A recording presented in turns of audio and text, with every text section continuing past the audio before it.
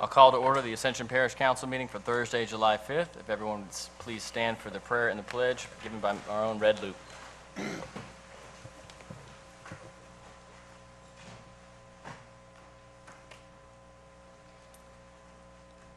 Lord, we come before you tonight, the governing body of Ascension Parish. Please guide these ladies and men in their decision-making.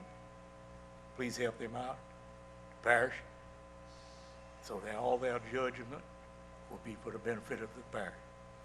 Also tonight, we'd like to special for Miss Eunice Marshall Dedon and the Dedon family.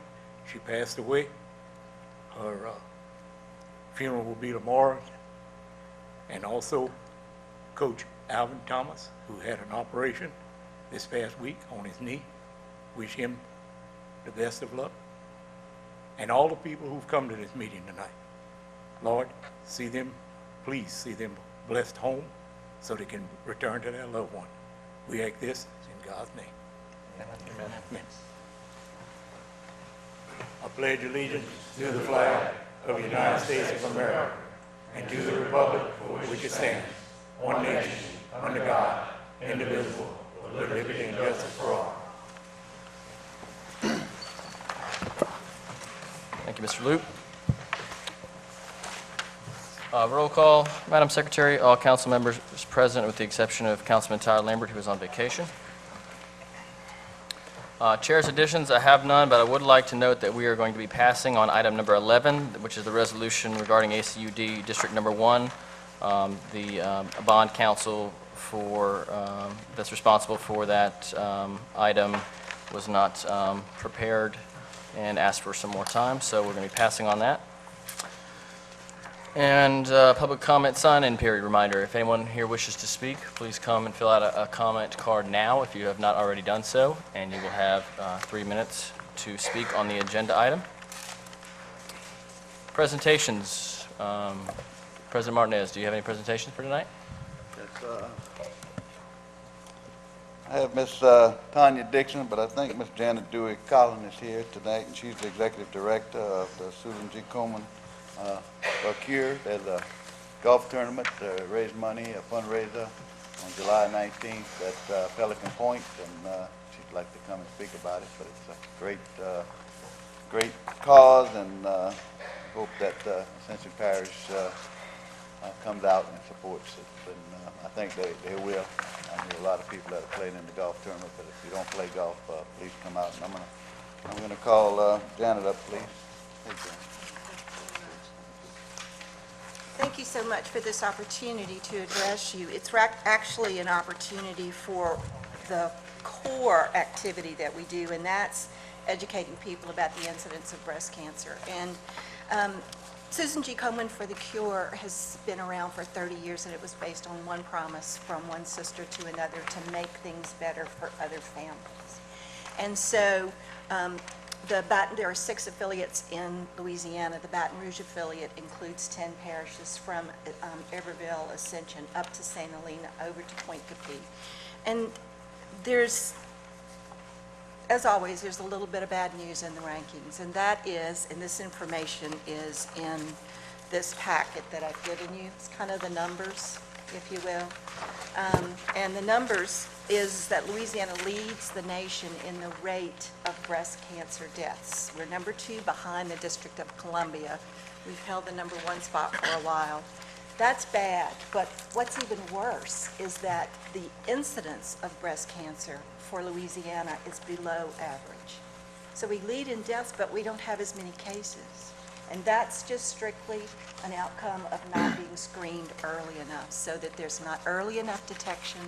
If breast cancer is detected in stage 1, the survival rate is 98%, the 5-year survival rate. If it's detected in stage 3 or 4, that survival rate drops to 23%.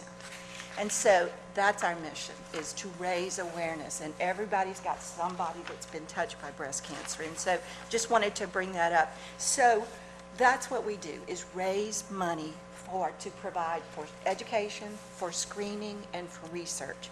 There's some incredible research breakthroughs, and that's the great news. but we provide, 75% of everything we raise goes to local programs, and 25% goes to research.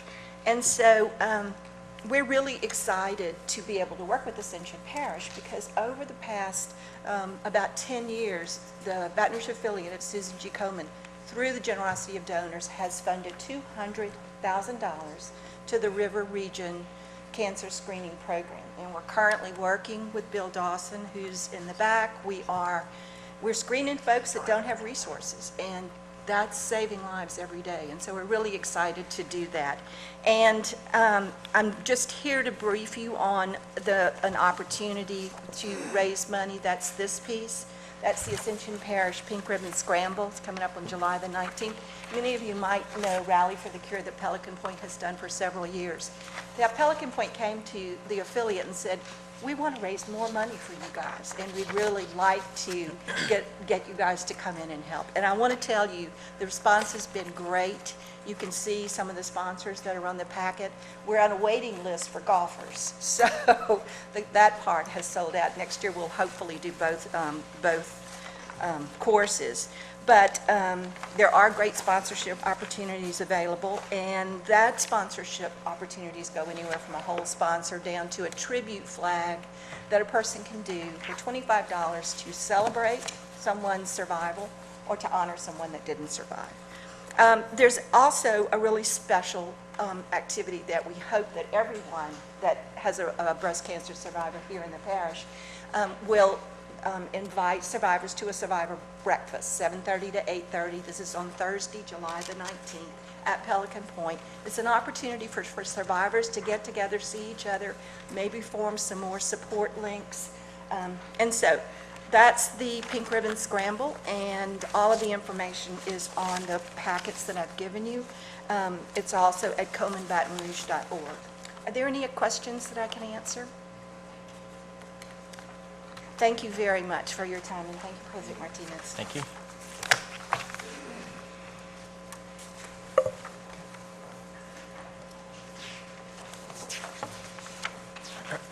Next, I think all of you have in your packet excerpt from House Bill 1, and basically in the last legislative session, some of the hotel motel tax rebate Senator Amade put in House Bill 1 to support the balloon festival here in Ascension Parish this year. And basically, it's coming up on August 3rd, 4th, and 5th. And I'm just here to ask the council to go ahead, if we can go ahead and just disperse the funds to them now, and it'll be reimbursable to us probably late September, early October. But the money's in the bill. It's dedicated for that. It's coming from a rebate money. So I'm just asking for that permission tonight to do so. You need that in a motion, Mr. President? Yes, please. I'll make that motion, Mr. Chair. Motion by Councilman Johnson, second by Councilman Kluwat. Any discussion? Okay, any objection? Motion passes. I don't know if Brad's here, Walker. He's supposed to come. Yeah, he is. Like to come say a few words.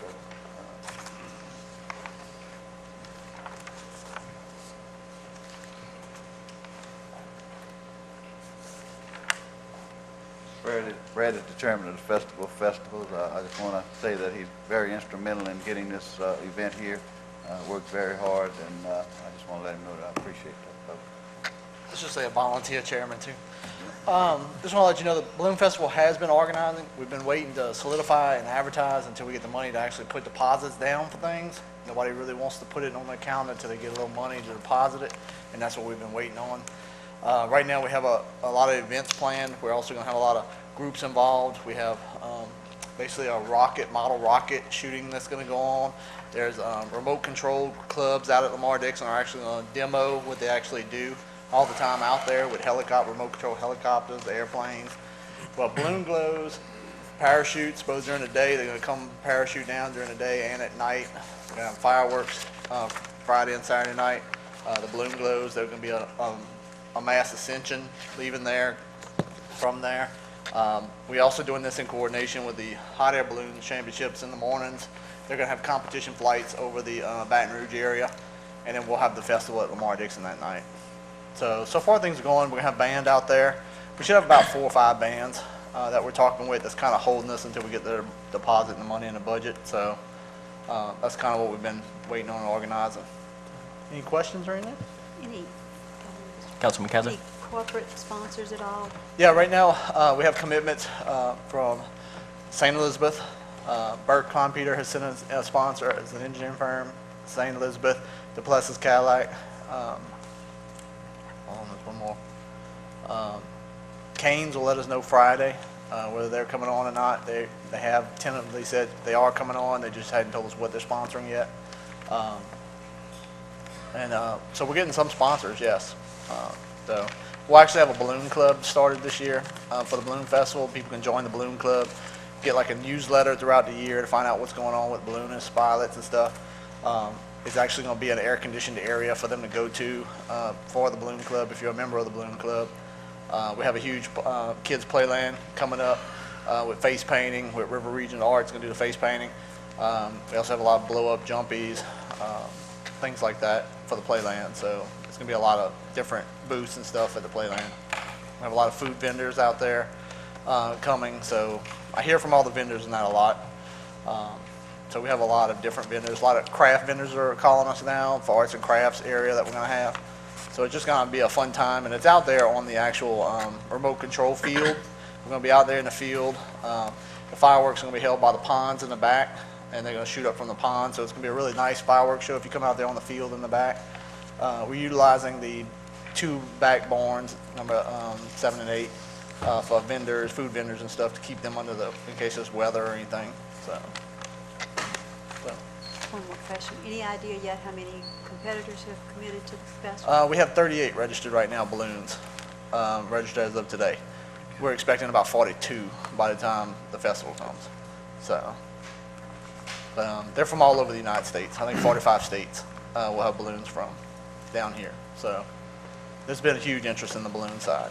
I know like Natchez and a few of them, they have about 25, just to kind of compare some of the other festivals. And we're going to have about right at 40, 42, somewhere around there. Thank you so much for your effort. Thank y'all. All right, thanks, sir.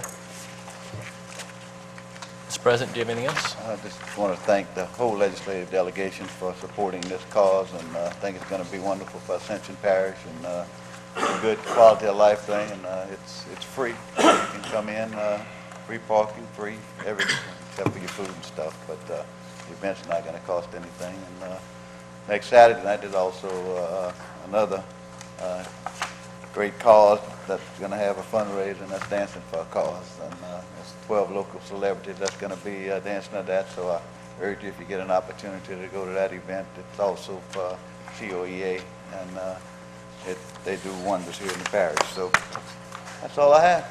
Thank you. Thank you. Okay, there are no items for the consent agenda, so we will pass from item number 7. Item number 8 is our Personnel Committee recommendations. Vice Chairwoman Terry Cazzo. Thank you, Mr. Chairman. The Personnel Committee recommends in its appointment to the Industrial Development Board, Anthony Bacala. I did speak to Tony today. Okay. He sent his regrets that he could not be present tonight. He's on vacation, and if he is appointed, he would like to thank the council for their support. He appreciates it. Okay, I have a motion by Councilman Schexnayder, Second. second by Councilman Johnson. Any discussion? Any objection? That motion passes. The Personnel Committee also recommends the appointment to the Ascension Parish Library Board of Sandy Scanlon, who has served there for more than one term. Motion by Councilman Kluwat, second by Councilman Dempsey Lambert. Any discussion? Any objection? That motion passes. The Personnel Committee recommends the reappointment to the Human Resources Review Board of Darrell Curtis. Motion. Motion by Councilman Johnson, second by Councilman Schexnayder. Any discussion? Any objection? That motion passes. The Personnel Committee recommends for reappointment to the Waterways Commission, Casey Owens. Motion by Councilman Kluwat, Second by Councilman Dempsey Lambert. Any discussion? Any objection? That motion passes. Continuing with the Waterways Commission, the Personnel Committee recommends the reappointment of Bo Mathern. Motion. Motion by Councilman Benny Johnson. Second by Councilman Kluwat. Any discussion? Any objection? That motion passes. Continuing with the Waterways Commission, the Personnel Committee recommends the reappointment of Will Riger. Motion by Councilman Kluwat. Second. Second by Councilman Johnson. Any discussion? Any objection? Motion passes. That's all we have, sir. Thank you. Thank you, ma'am. Item number 9A is the Strategic Planning Committee recommendations, authorization for administration to move forward with an RFP for garbage disposal and debris removal. Before I get to Chairman Kent Schicksnatter, I have a number of speakers who wish to speak, so I will call on them, and you will have 3 minutes. Our first is Carrie.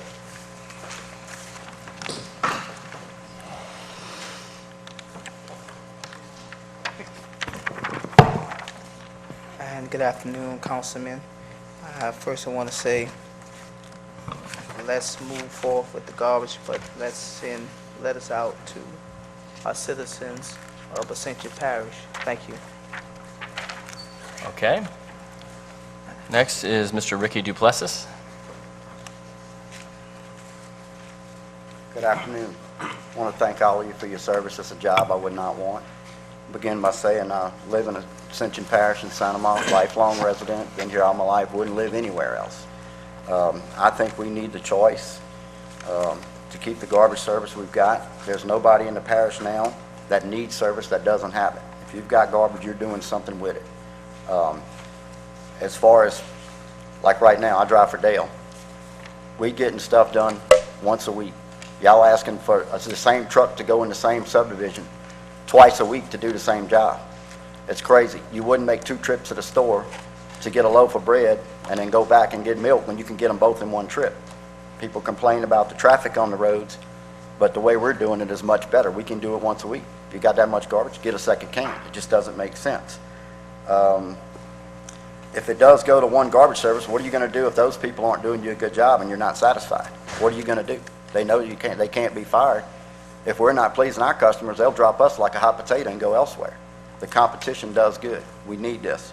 We don't need the parish council or anybody else telling us, you know, who needs to pick up our garbage. If it's not broke, don't fix it.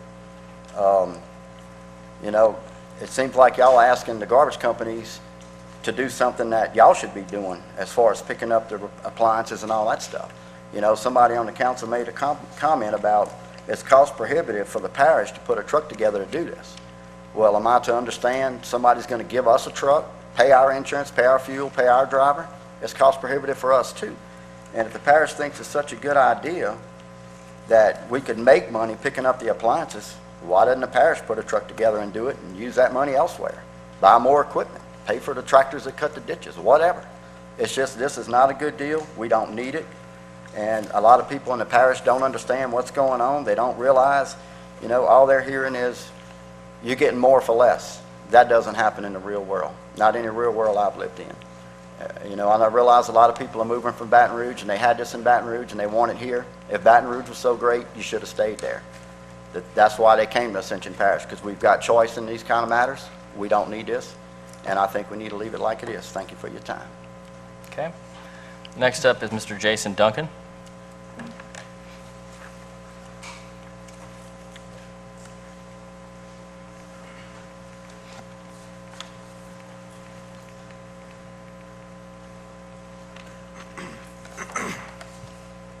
Hello, council members. My name is Jason Duncan. I live off Highway 621 in Prairieville. In my opinion, citizens in the community don't really care about choice for garbage pickup. They want a company that's affordable and comes more than once a week that provides services such as recycling and brush pickup. If we are given a choice of companies to pick from, that is fine, but the services provided need to be the same for all companies participating. I have a personal story I'd like to share. A new couple moved into my neighborhood recently, and they placed their brush out on the street, which was never picked up. A thunderstorm rolled through and blew the brush all over the front of the neighborhood. This very thing could have also been the reason that our neighborhood periodically floods because brush may be blocking drainage ditches. Thank you for letting me speak today. Okay, next is Mr. Al Robert.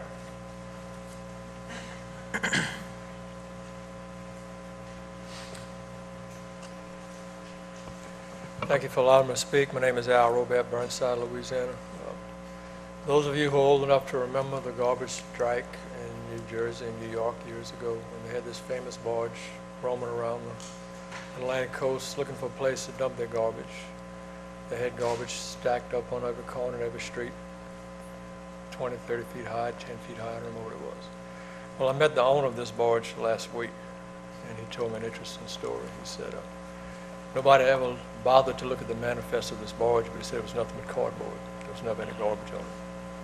And Edwards was running for governor that same year. So Governor Edwards called him, he was a personal friend of him, and asked him to announce that he was going to be dumping this garbage in Louisiana. So he made an announcement that this barge was coming to Louisiana. Edwards met him somewhere in the Gulf Coast, and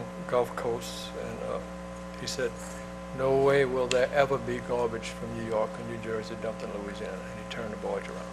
So that whole thing was planned. I just thought it was an interesting story. Like Rick said earlier, if it's not broke, don't fix it. We do not need government picking up our garbage. I've been having garbage service for 30, 40 years. You have a problem with someone, if they can't correct it, all you gotta do is get someone else and they'll come take care of it. I've never heard of anyone yet in the parish complain about their garbage service. Never. So you have a good thing going on. We don't need to get involved in it. Thank you very much. Okay, next is Mr. John Paul Robert.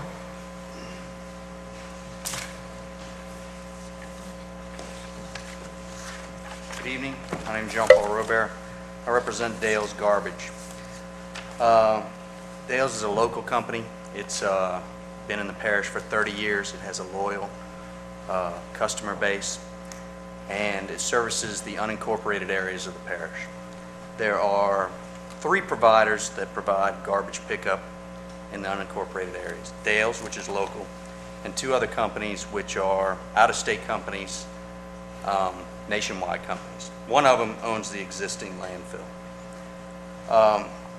They provide different options. You can have 1 can with one company, you can have many cans, or you can have no cans and no service if you want it.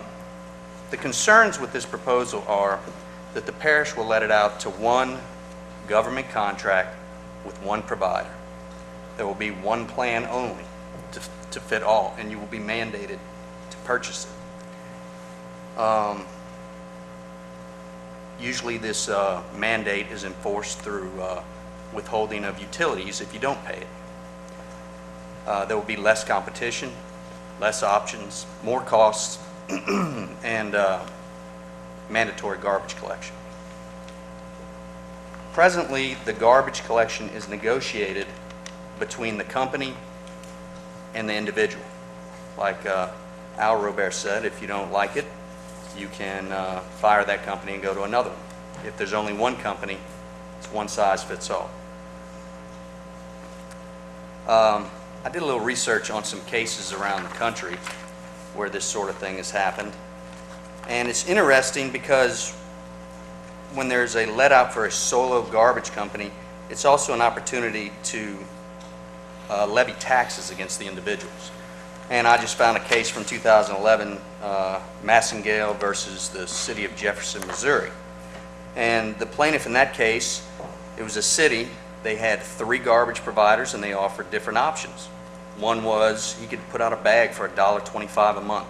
Another option was you could get a can for about $15 a month. The city decided to go with 1 plan. They chose a one-size-fits-all. It mandated about $16 a month for every citizen, and the choice of not having garbage was no longer available. Included in that fee, and this case, these costs are from 1999. The case was litigated for 12 years. Included in that fee with that 1 company was a future planning fee. And a road use fee. and $200,000 per year was paid by the contractor for a future landfill. You need to wrap it up, sir. All right. It's an opportunity for the government to levy mandatory taxes, which we don't need. And Dales has been around for a long time, and to the extent he is excluded by a mandatory one-company contract, he will not go lightly. Okay, next up is Ms. Catherine Guppel.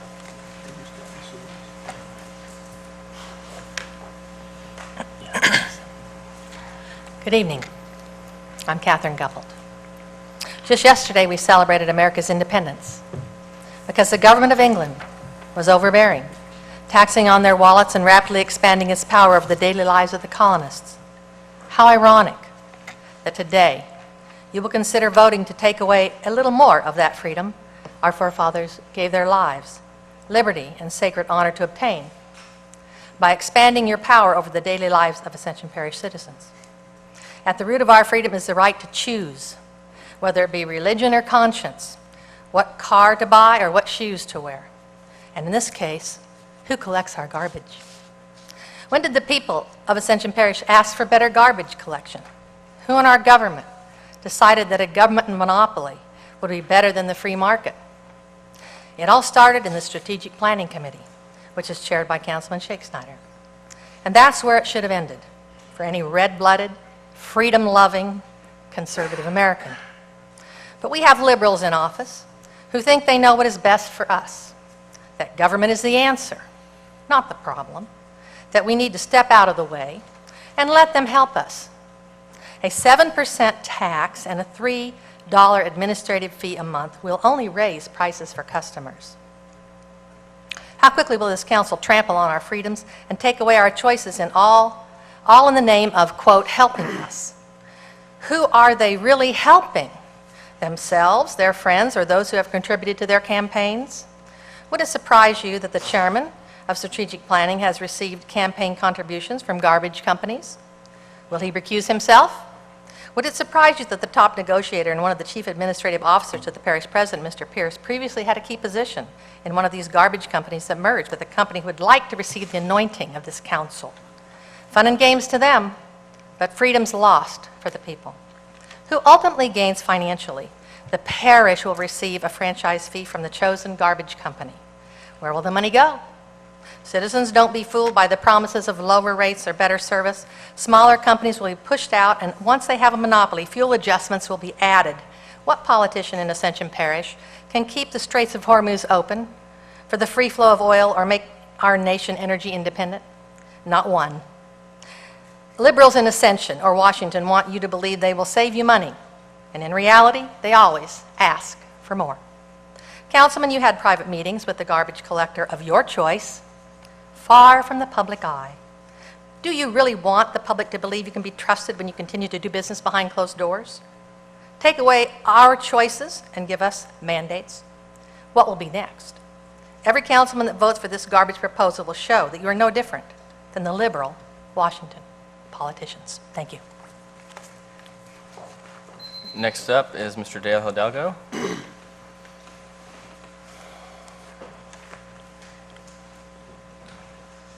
evening, y'all. I'm Dale Hidalgo with Dale's Garbage Service. I've been serving the people of the parish for 30 years, and my object has been to give people the best service at the best price for this 30 years. What are y'all asking for to get a cheaper service on all these services added up? I don't see how it could be done any cheaper. You know, the cost effects are there.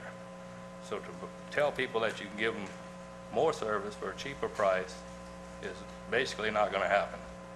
You know, they may have a company come in here and promise you the stars and the moon and say they can give you cheap service for a little while, but how long will that last you? And once you put us all small independent businesses out of business, then you don't have a choice to go back to anybody else. It's all made up into one plan there that you won't be able to control the prices of the increase, and you won't have nobody else to contract to get back out to do your garbage. You know, we've been trying to work with deals here that, you know, we could provide services to the people of the parish. People have garbage service. They have recycling services in the parish. Everybody has that choice now. The only thing they complain about is the trash, brush, and the big white goods removal, which in my eyes, I think the parish has the equipment and the manpower to do this. It should be done already. It's done in cities and parishes all over already. And as far as for doing that, you know, the prices would add up. If you ask another company to come in and do it, they're not going to do it for nothing. It's got to be done for a price. You know, the recycling costs and this trash in bulk costs the people. So, and then I do have an objection about the 7% franchise fee too. I just don't see where that's lucrative. It's, there ain't any other business in the parish has to pay this franchise fee. Why would it be imposed on a garbage company to do this? Other trucks tear up the road just as much as us to do this. You know, it's only to make it fair with the other people. You just, I don't think these costs is here. Like I said before, we've never had a problem with garbage in the parish. People have a choice of garbage service. You know, people have a problem, they can call Dale's right now, and I take care of the problems we have with our garbage all the time, always have. You know, in my opinion, I think that we should go along with what's been going along with and try to work. If people need more services, we'll try to provide more services, but it will not be at a cheaper cost. We're not going to tell you, sit here and lie and say that we can do it at a cheaper cost, because we can't do it at a cheaper cost. But we could figure out a cost to do other services if that's what we need to do. I sure thank y'all for your time, and I hope we can kind of put this aside and do something to help the parish. Thank y'all. Next, we have Mr. Paul Gupple.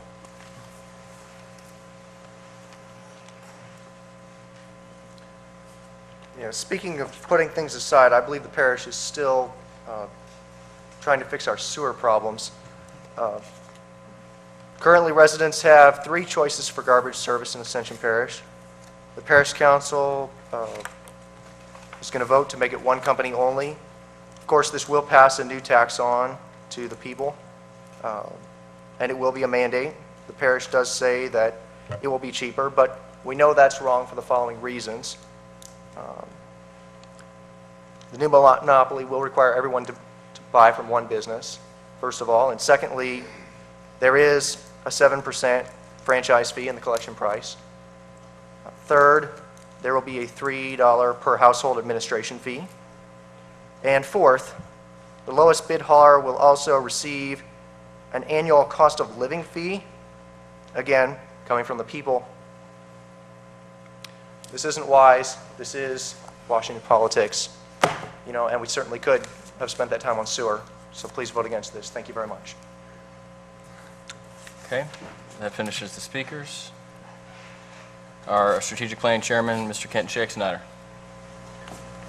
Thank you very much, Mr. Chairman. Okay, I appreciate the opportunity to have a chance to discuss this. A little over 7 years we've been working on trying to assist people in improving and helping out things from a garbage and waste perspective. Starts out all the time where you have large waste materials in your yard, and people want to try to get rid of it.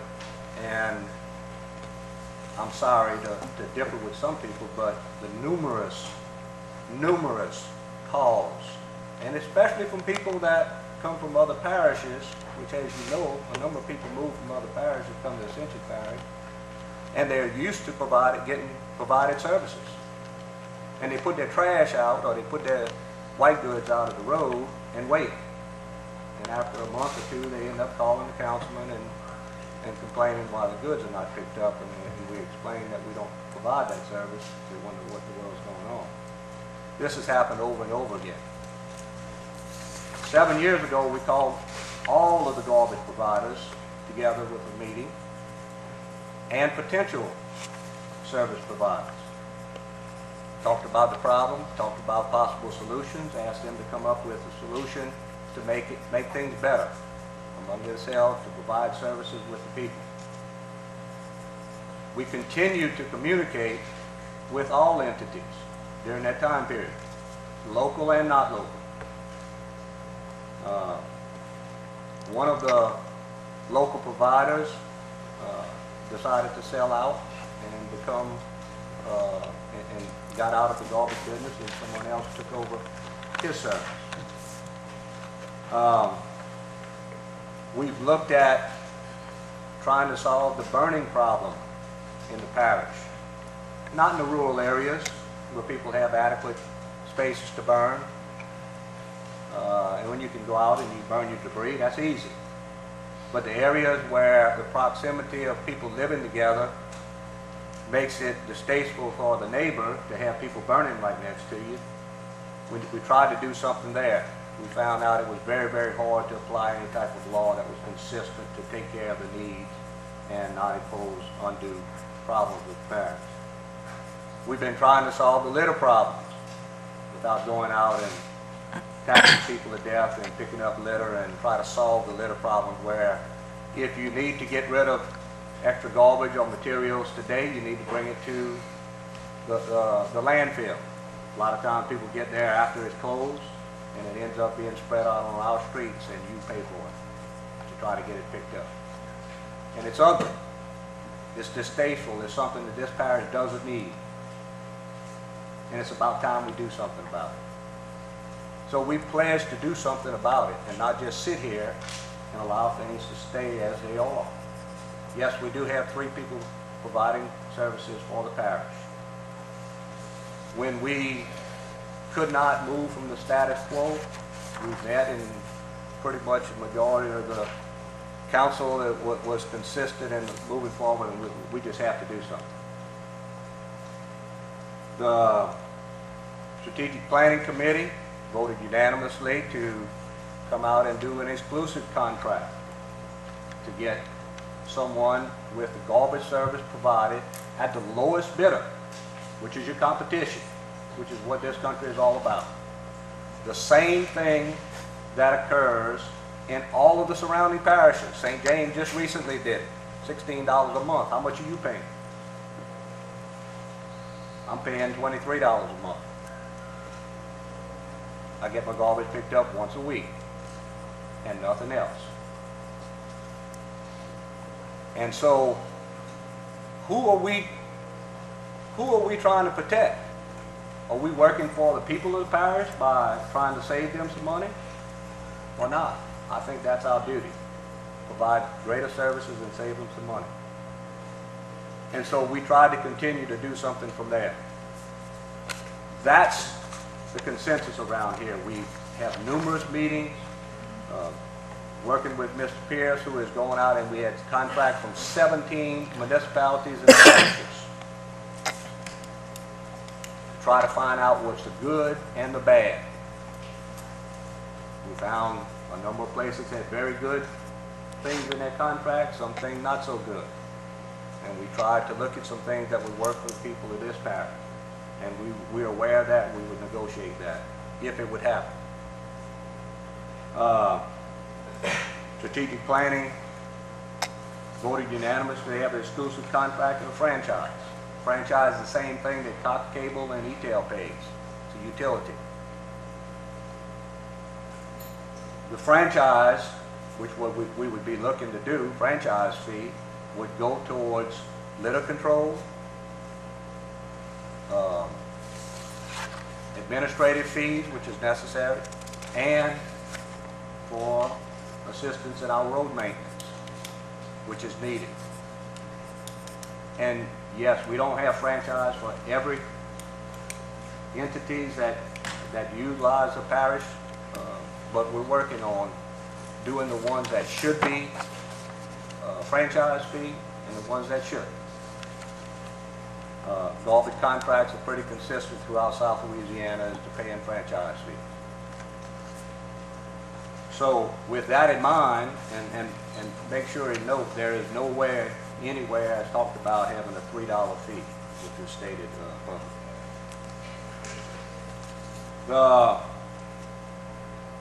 What the proposal is to have standard garbage collection with carts twice per week, recycling once per week, white goods picked up, which is refrigerators, appliances, stoves, and so on, once per week. Small brush, which is just common things that you can hand pick up once a week. bulky waste, like when the thunderstorm comes in and you have your yard full of stuff, you put it out there and they're gonna pick it up once a month. $7% franchise fee, or $1.50, whichever is the higher. You would not, contractor could not have their debris picked up. It would be just like it would be now. Commercial contractors have to bring theirs. The proposals would also include CPI, which is increased cost of living, which would dictate how much the actual price would be. There would be no provision for fuel increases and such as that, so that if we would sign a contract with someone, we would know the costs in the future. It would be written out. It could not be flexible, which is what some people, some entities neglected to do. Prices would have to be submitted with the RFPs, the proposals. What we're doing here tonight is either asking for or not asking for, depending upon what the council votes for, to allow the administration to negotiate proposals, to ask for proposals and to negotiate with the vendors for the best deal for the parish. Even though we voted in strategic planning to ask for an exclusive contract, which anyone here is welcome to make that motion. After we had that meeting and many numerous discussions, talking to different people and everything, we did not want to, I personally did not want to go to that extent, even though everyone else does. We've had very good feedback on having non-exclusive franchises, provided all of the services that I just spelled out, and have that being brought in proposals. We believe sincerely that we can get all of those services at a cheaper rate than people are paying for now. And I believe it is our duty to put that out. And we would be negotiating and having proposals, and my proposal would be to do a non-exclusive franchise with those things, and then the parish council would accept this, 3 vendors to move forward with their, to do business within the parish. They would get a list of these vendors, and the council would pick their 3. I'll offer that in the form of a motion. The time period that would take place obviously would have to be negotiated by the parish in an adequate time period, and to implement it would be a certain time period, probably somewhere around 90 days for each. We've done a great deal of research, and we just really believe it's time to move forward. And I was shocked at the reception we got by people vendors willing to do all the services and provide it at a great price. So this we will see. If we come back with proposals and they're not realistic and they don't do what they say they were going to do, we're at status quo. We didn't lose anything.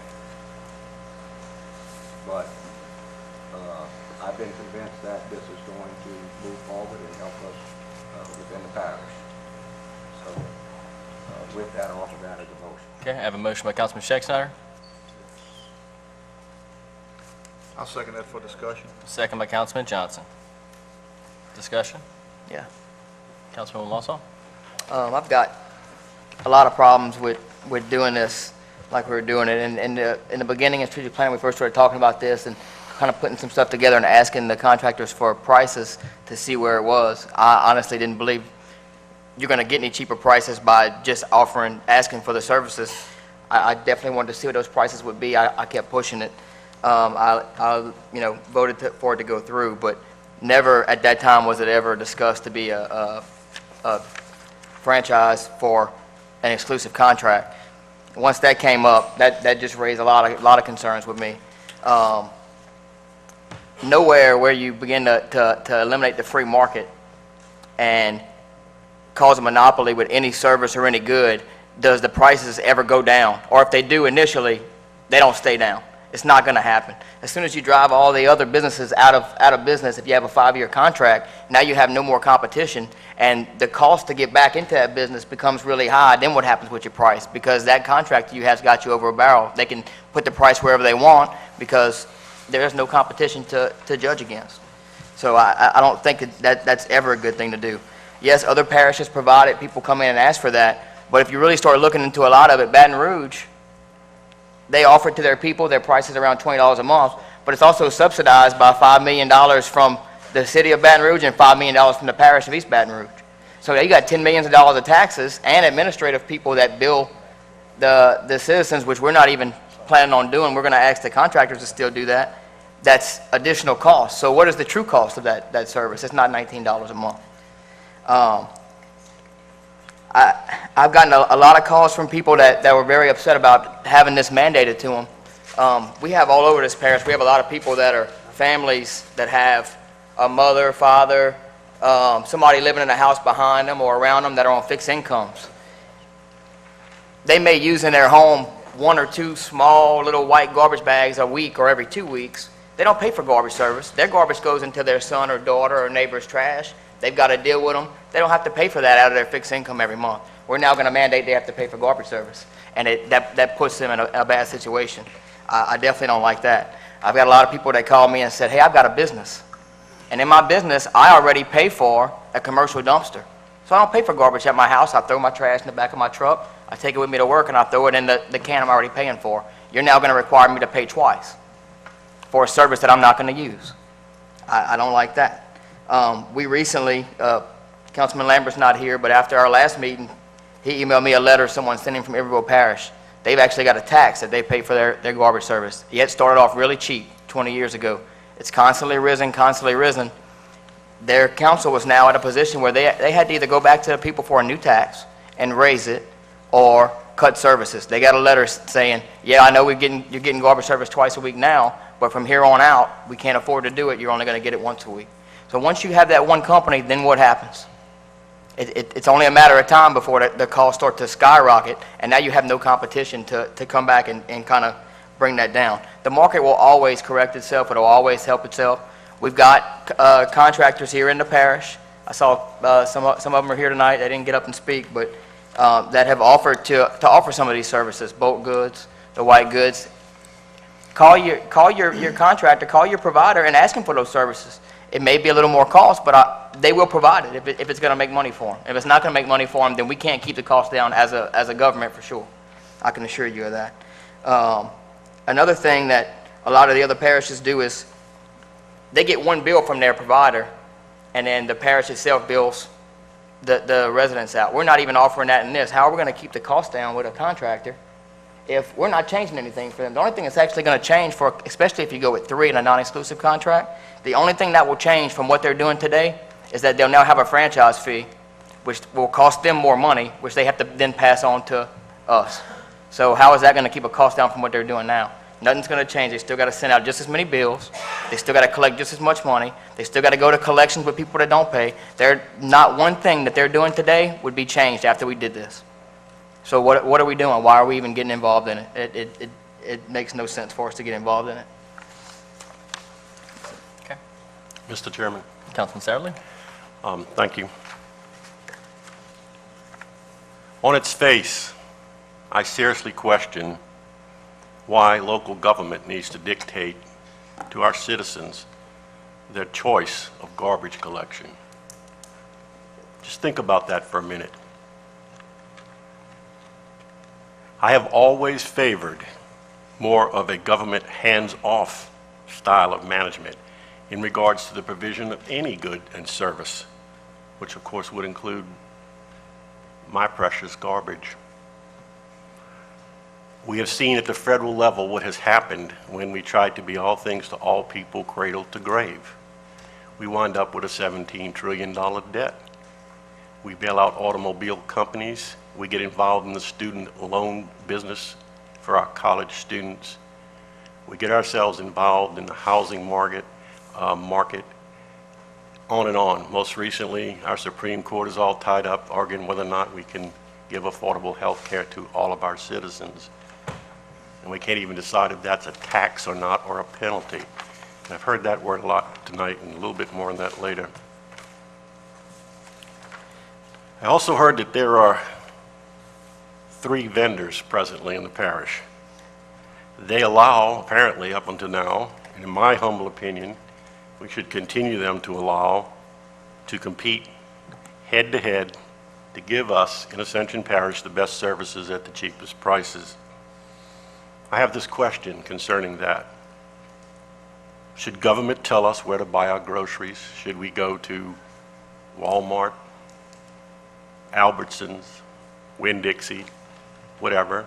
Should it tell us where to buy our insurance? Should we go to State Farm? Should we go to Allstate? I don't know, and I don't mean to be leaving any vendors out. My fears, quite frankly, at least one speaker said it tonight. I think it was actually Mr. Hidalgo, but I think some others reiterated his concerns. When we move towards, ladies and gentlemen, a monopoly, or at least a government, and I heard this word, anointed franchise system, we run competition off. And actually, it should be the other way around. We should be embracing competition, because you know what? When you run competition off, almost invariably, things get bad, and then the competition is unavailable.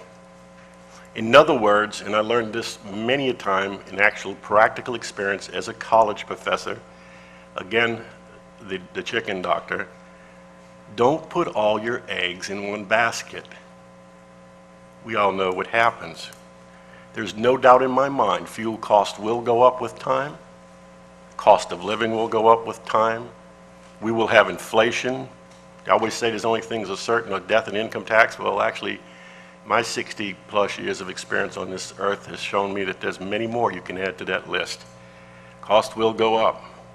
And that is a time when, competition would be most important.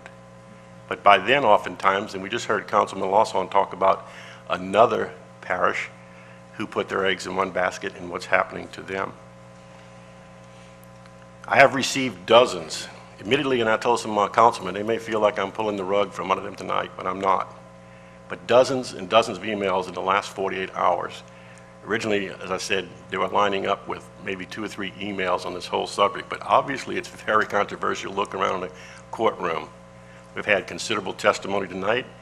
I've read a website this afternoon. It has over 150 people who have voiced concerns against this proposal, many given comments. I'd recommend everybody, when they get a chance, to try to read that.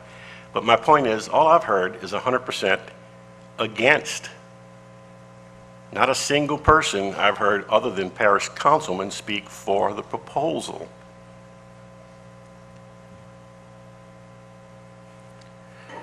When I ran for office, I said I would run because I want to be a public servant and I want to listen to the people. Are we listening tonight? My fellow councilmen, I ask you. So far again, only council support. Where are the citizens? I'm going to conclude by saying this. My garbage is my garbage. Not Ascension Parish's garbage. A few weeks ago at the Planning and Zoning Commission, I listened to a heartwarming, wrenching testimony of a citizen saying, my property is my property. I pay my taxes, not Ascension Parish, okay? Actually, the way I look at it, the citizens are Ascension Parish, for without them, we have nothing. All we have been done is fortunate enough to be selected by them to represent them. My garbage is unique. It's different from my neighbor's garbage. So when I hear this idea that one size fits all, whoever said that, I think there were many, that resonates with me. We all have different needs. And there's lots of ways that you can solve the white goods, brush problems, etc. Finally, I heard more for less being described as a pipe dream. Someone said it doesn't happen in the real world. I agree. Someone also said, why are we trying to fix something tonight that's not broke? I agree. Someone says, I said our real freedom comes from right to choose. I agree. And then at the risk of being redundant, once again, someone said, one size does not fit all. I agree. So it's going to be difficult for me to support this resolution this evening. Thank you. Councilman Joseph.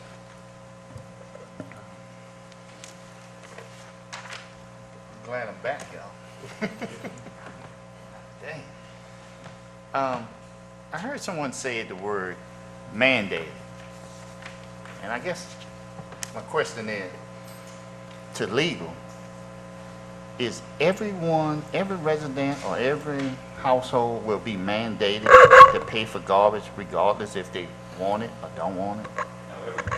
Everyone who has garbage service will have to pay for it.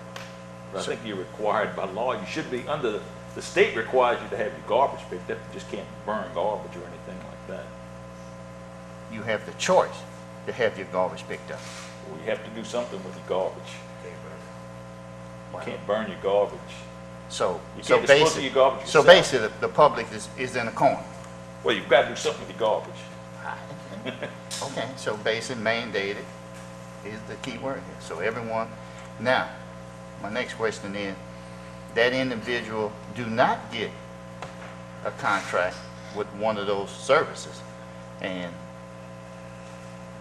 they, how are we gonna monitor that? Do we gonna monitor, or are we gonna monitor that, or those three contractors gonna monitor that? No I mean, one- we got 110,000 people in this parish. Who's No. gonna monitor that? No one is proposing mandatory garbage. It's not, no one's proposed it, but as a matter of law, you got to do something with your garbage. But we have a conflict right there, huh? Well, that's what I'm saying. If you're throwing your garbage on the street, then If I get caught, and I'm pretty sure we got people in the rural area that we know back in the backwood can dig a hole, put it in there. They've been doing it for centuries. I'm just kind of get a feel for what my constituents that live in a very, very rural area, that not too many of them being police or governed or monitored, what I'm going to tell them, yes, you have to go ahead and get one of those contracts. Or you burn it in your backyard and hope nobody gets you at your risk. at your risk. And then when it happens, what is the fines and penalty of it? Who governing that? Who court going to be there? Who they going to report it to? I would think the issue is depending on what you're burning. If you're burning something that DEQ says you shouldn't burn, the fines and penalties will be substantial. But that's not for me to say. But I would not take that risk if I was someone who was going to do that. I mean, I feel that my constituent gonna come and ask me that weird question there, and I'm gonna say, yeah, I voted for it, but I have no clue what your option are. I really, I voted for something, that little old lady who get that $450 a month for her little Social Security, they're gonna have to pay one of them gentlemen $25 a month, and we have no system to help them, assist them, or anything besides penalize them? I mean, that's the dilemma I'm in right now. I agree, All I can say, something must Councilman, be done. is everybody's got an obligation to legally dispose of their garbage. And if you do it illegally, the penalty can be much greater than paying $25 a month. So now the public's in between two rocks. What? And Councilman Joy, I don't want to interrupt, but no one is proposing a mandatory garbage pickup. I keep hearing that, but nobody has proposed that. But you just put that individual citizen in a position. We He didn't, Every citizen is in that position today if they dispose of their garbage illegally. it's a sanitation issue for that. No, we don't. We're not proposing a mandatory. It's not proposed as mandate, as a mandate, obviously, but any citizen who disposes of garbage is subject to whatever penalties their actions occur. If you burn something illegally, you're subject to penalties there. If you're disposing of something that you shouldn't dispose of by burying it in the ground, you're subject there. Now, we're not going around with, I don't think we're proposing any garbage police. I'm just telling you, if you go out and if you bury your hazardous materials in your backyard and somebody finds out, you're going to really have a bigger problem than paying for a garbage fee. We saying hazard material. I didn't say that, I'm just, I'm just using as a common old citizen, and I hate to come back, ladies and gentlemen, and ask these questions, but hazard material.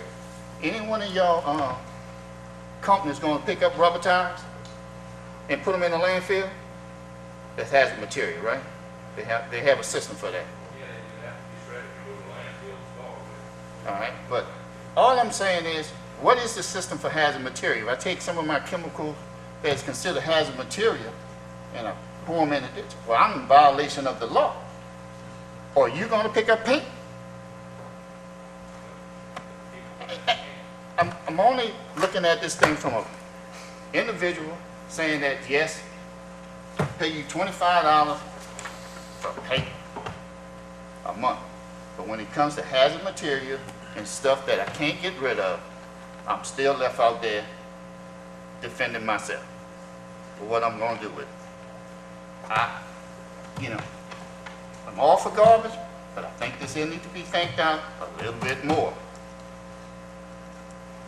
No matter who come in here and does it, you can have 20 of them. We still have a bigger problem. That's my opinion. Mr. Chairman. Other discussion, Councilwoman Cazzo. I'm trying to get clarification. I keep hearing mandate tossed around. Kent, would you address for me, please, what your motion was? The motion was simply to do a non-exclusive contract, to enter into a franchise agreement which holds these vendors responsible to provide a certain minimal standards that they will have to adhere to, and at a certain cost. And the cost would be negotiated beforehand. People would know what that would be. The parish would know that would be. And those costs would be limited to the cost of living increase. That's negotiated in public, and that's it. And it's not mandatory. Nobody said anything about mandatory. We want to try to enter into negotiations for proposals by these companies, because we believe now that there is better out there than what we have for a better rate. And so we want to have the opportunity to see exactly what's out there in proposals. Put your money where your mouth is. So our vote tonight to move this forward would simply be a vote to authorize the parish administration to negotiate. Yes, to get proposals. Bring to the table all of the vendors with a minimum set of requirements that would allow us to proceed with a process of investigating where we need to be. I am personally opposed myself to an exclusive contract at this point, but I do feel more comfortable with a non-exclusive franchise contract. But on behalf of my constituents, I would like to see us have these negotiations pursued so that we have better understanding of what is available to us. If I may ask a question of the administration,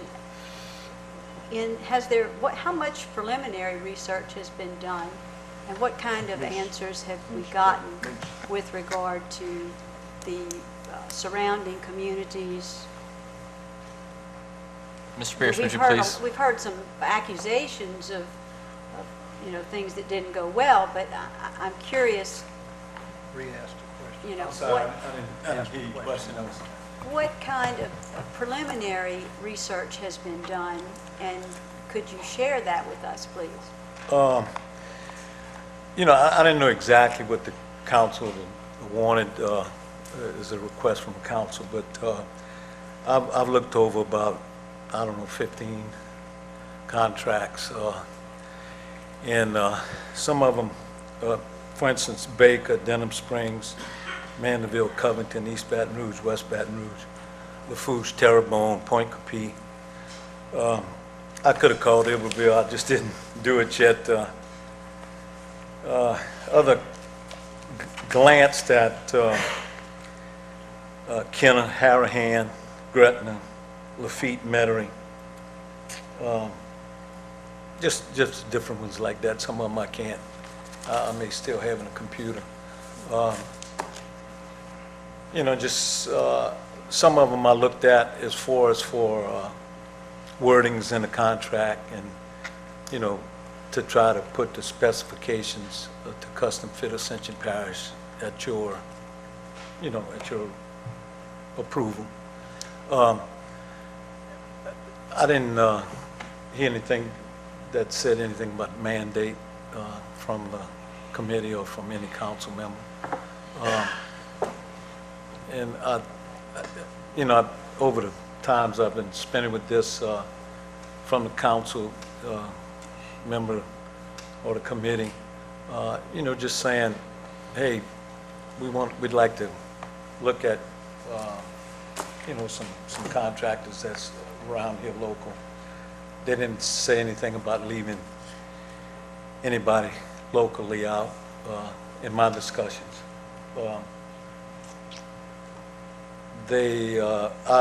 Price-wise, I tried to look at some of the larger parishes like Lafourche Parish, Terrebonne Parish, that has a population, approximately at our population, 100,000, And your 110,000. research revealed? My research revealed that their prices were 1850, 52, and in some areas, depending on you can always custom fit these contracts. So one of them was $19, as Mr. Schechtner alluded to. St. James in Morning Africa report dated April 20th, 2012, they increased its monthly fees from $15.93 to $16.43. Just some of the things I've been going through. To bring you up to date on a more recent contract, Denham Springs.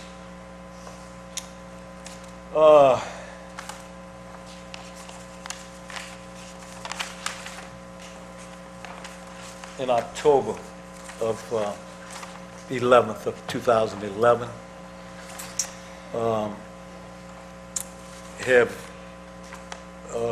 Denham Springs signed a contract effective September the 1st of 2012. That's a couple of months from now, 2-3 months. And the price per resident per month will be $18. The flat rate, which is the $18, will remain in effect through August the 31st, 2013.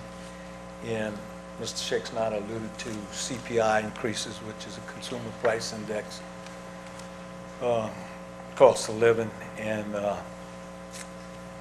it varies. Sometimes it may be 3% each year, 5%. Sometimes it's a negative. This would be stipulated in the You can draw up the contract or the proposal, to benefit our parish the way you want it. And I was asked to do that by the council, by the strategic committee, and that's what I'm going to do. And just subject to it being ratified and approved by you all. But I think in his discussion, he mentioned a non-exclusive franchise contract proposal submitted will, at the minimum, and he set some standards in his motion, that at the minimum, you'd have once or twice a week court service. recycling once a week, white goods once per week or once per month. And as he stated, that's, household appliances, that's considered white goods, stoves, refrigerators, washers, dryers, freezers, hot water heaters,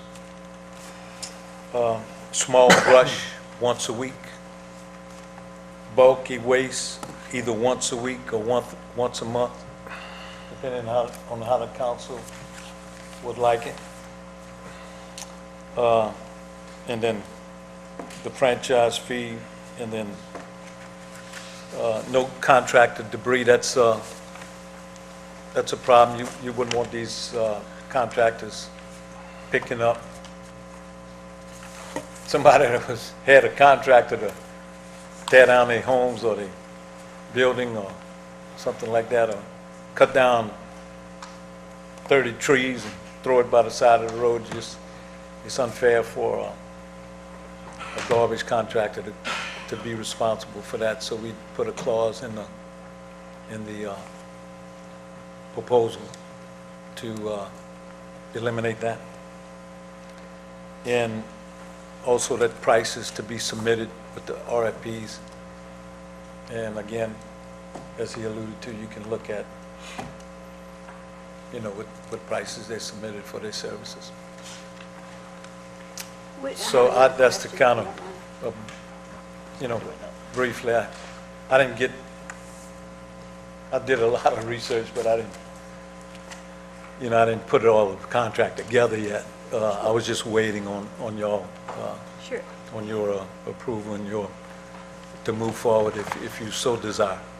May I ask another question? Would it be possible for a provider or several providers, since I'm comfortable with a non-exclusive contract, would it be possible for one provider, several providers, to have a premium plan and a reduced plan in the event that someone absolutely did not want a service that was provided and they could opt out of that plan?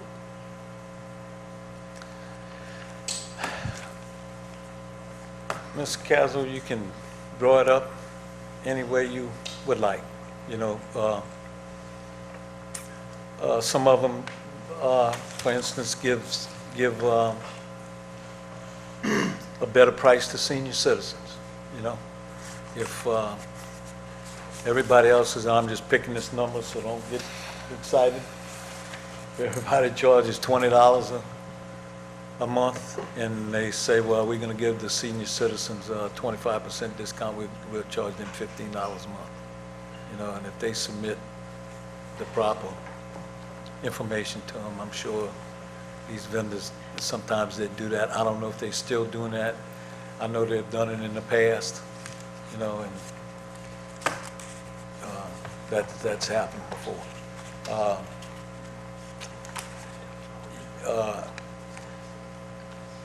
For a service, if I guess you could put something in there if they didn't want a particular service, but I don't know, I guess you'd have to make everybody on the same page, put them on the same page to make sure they doing all the same thing, I guess, to be fair.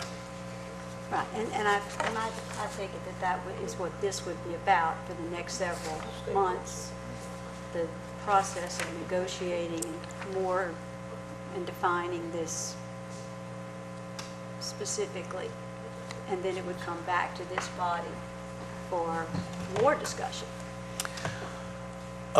We'd probably put out a proposal together and put the basics that he mentioned in there, and then as far as for prices and try to control the prices, we try to make it fair for everybody, where you say, hey, we don't want the prices to go astronomically up. We try to maybe come to an agreement with the council on a particular area as far as for a CPI increase. That's what I'm talking about. Right. Okay. instead of going up 8 to 10% on the CPI increase, which I hadn't seen that happen. I guess it varies from the norm, 2.5 to 5 or 6, 5, you know. At times you get a spike to 7.5, 8. Sometimes you get below, you know, it's a negative. So if you're paying $20 and the consumer price index is, by the time you put the formula together, it knocks you down to 1975 or 1950, so you go down. But that doesn't happen too often, so don't get too excited with that. I'm familiar with the consumer price index. I think my questions are satisfied. Thank you very much. I do want to make one more comment, if I may. I'm very concerned about this monopoly being tossed around. I certainly have not looked at this throughout this process and seen this as any kind of effort to create a monopoly in Ascension Parish. In fact, what I hope to create is an opportunity for a non-exclusive contract with a level of service that gives better service to our much deserving citizens who have dealt with issues, particularly in my district, where we have a lot of folks who don't have a pickup truck and can't necessarily get their white goods hauled off. And I will tell you this, I get more calls about how to get rid of their old hot water heater than anything else. And I know that might be a little hard for some people to believe, but that's the one that's been the biggest difficulty for me. And that may be because my constituents are by and large more metropolitan now. They've moved out from Baton Rouge. They've had the expectation or prior level of service that doesn't exist in Ascension Parish, and so they anticipate that service should be available to them. But to address the monopoly issue, again, 3 providers in a parish certainly doesn't constitute a monopoly. And I certainly had a small business for many years, and I was very concerned about competition. But, you know, when people will, you know, rise to this podium and who own property that they want to sell to a large grocery distributor and put perhaps other smaller operations out of business at a profit for themselves, they certainly don't consider that a monopoly. And so I would hope that people will be reasonable and recognize that all forms of competition exist in this parish, even if it's in the form of a non-exclusive contract.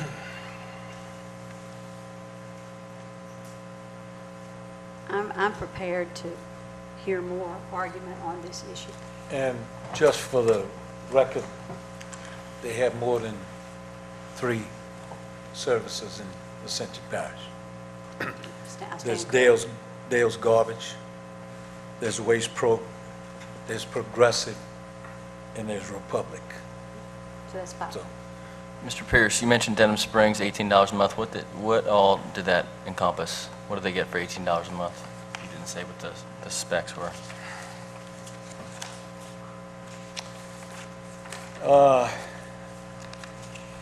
It said services included in this price are provision of 1 96-gallon garbage cart per residence, maintenance of carts, replacement of lost or stolen carts, up to 3 per residence.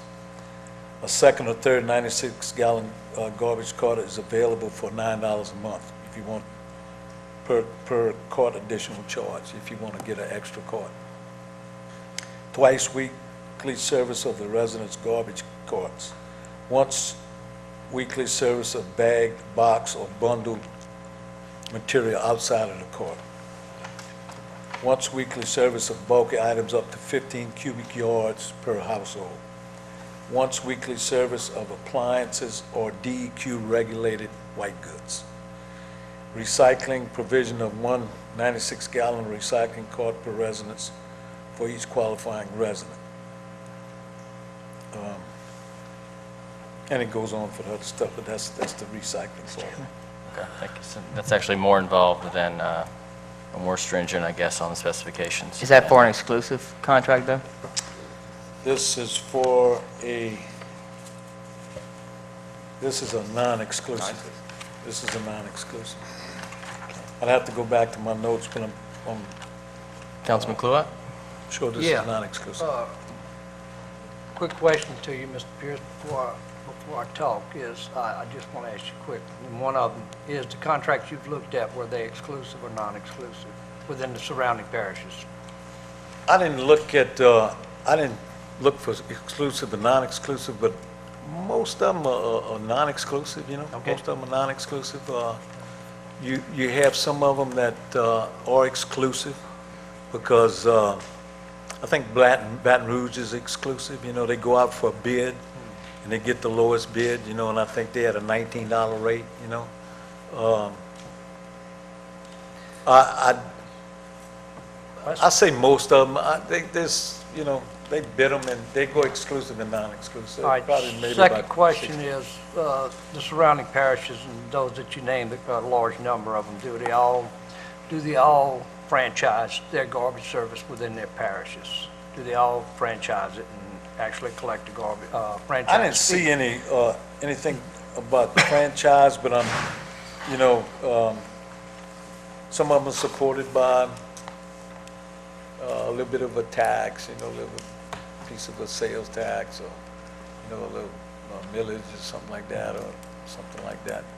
I didn't go in to see that detail, because I didn't know exactly how you wanted to go, whether they were franchises or not, so I couldn't, to be honest with you, I couldn't answer that.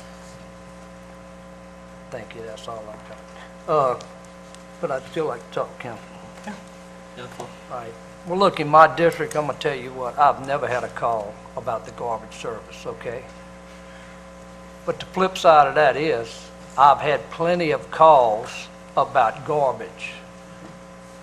I live and I represent basically pretty much a rural area. We've got a lot of small roads. So some of the people that are not going to the dump and don't have white goods pickup and that type of stuff, they find the small roads, or even sometimes it's it's state highway. As long as it's not traveled a lot, they'll flip a couch out on it, or a refrigerator.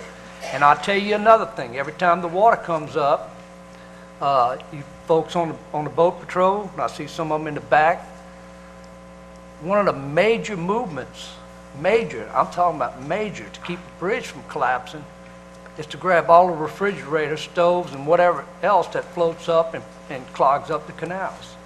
So we do have people, even though they may have that garbage can being picked up in front of their house, all right, they're still not going to the dump with their white goods, their couches, whatever, you know, everything else. So, like I said, while I never had a call about the garbage service, I never even had a call to complain about garbage service by one of the vendors, all right? I've had plenty of calls about garbage. And I see the DPW director back there, and I can tell you what, we've had to go out and unclog stuff that somebody's couch was in, or actually try to help a community out and pick up all these white goods, these couches, whatever somebody, beds, mattresses, whatever they decide to throw away, because they wasn't going to the dump, all right? Okay, so what I would like to see is, even with the recycling, a lot of people think, well, it's just the people that moved in here that cares about recycling. Well, I can tell you what, there's a lot of people that care about recycling within the parish. I'm not at all in favor of mandate, nor am I in favor of exclusive contracts. But I would like to see the services by the people that are doing business in Ascension Parish be able to offer the services to the community members, to where they've got an opportunity for somebody to either pick up the white goods, do the recycling, and of course the garbage pickup. I would like to see a level of service offered to the community. And I don't know if it's there yet. It's not there right now. We have a lot of people, we have a big garbage problem, and I'm not talking about the cans in front of someone's house. I'm talking about the trash that they don't go to the dump with, the trash that they don't bury in their backyard, and the trash that they don't burn in the barrel in their backyard, okay? There's a lot of it ends up in the rural areas, all right? Everything. We see a very, very large amount of it.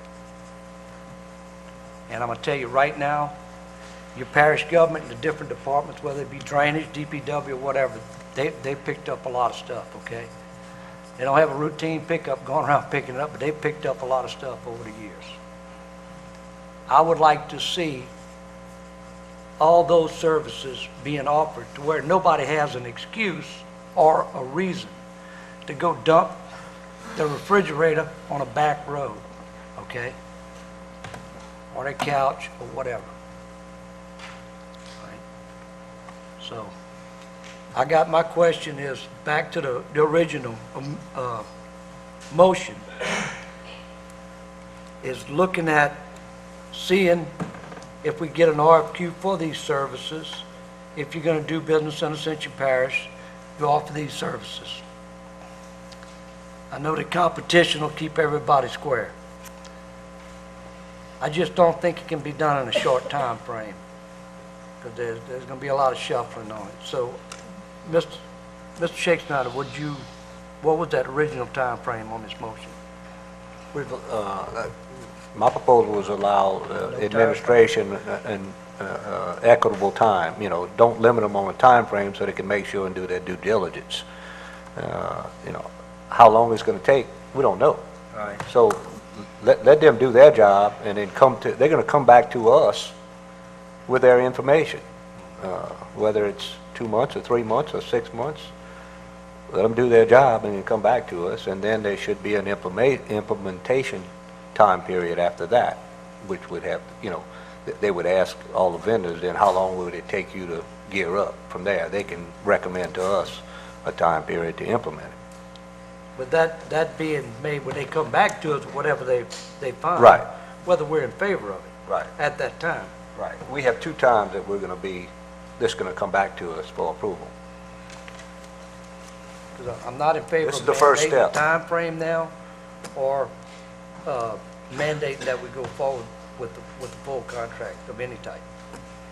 Okay? But I would certainly appreciate the administration looking into it. Councilman Turner? I have a couple of quick questions. So as of right now, if we proceed with this, that means every garbage company will have to meet these minimum requirements?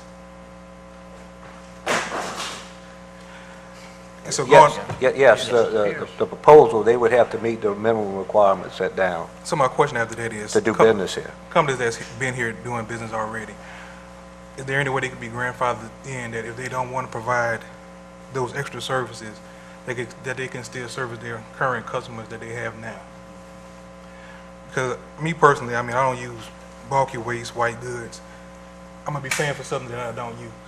So my thing is, for companies that are here, that are doing business already, if they don't want to provide those extra services and their customers are happy with them, I feel those customers should be able to keep them. But any new companies that may want to try to enter the parish, maybe hold them to these standards that they have to meet all 5 requirements. That's what I have to say. Well, to answer that question from the research we've gotten is that the price is dictated on the number of customers that you're able to gather with that. I have no problem. It would be very, very hard to implement. I'm not against any. They can make some suggestions, and this council could approve or disapprove that.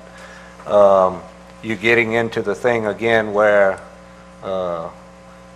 Joe Blow A decides to take care of white goods and pays for that and yard debris, and Joe Blow B next door does not, and the first storm that comes along, the first time they get their refrigerator, they go put it out the neighbor's property.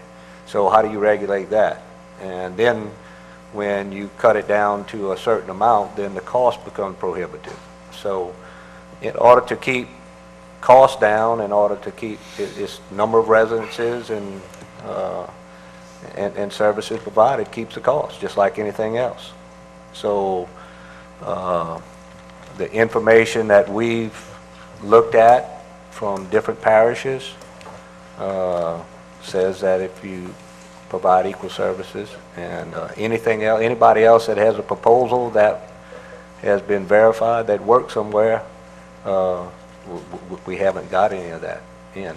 So haven't found any of that does that. Not to say that it can't be done, but we just haven't had that information. Councilman Turner. Well, I guess my follow-up question to that would be, how many companies do we have right now that are willing to meet all 5 requirements? That's what you're going to find out in the proposals.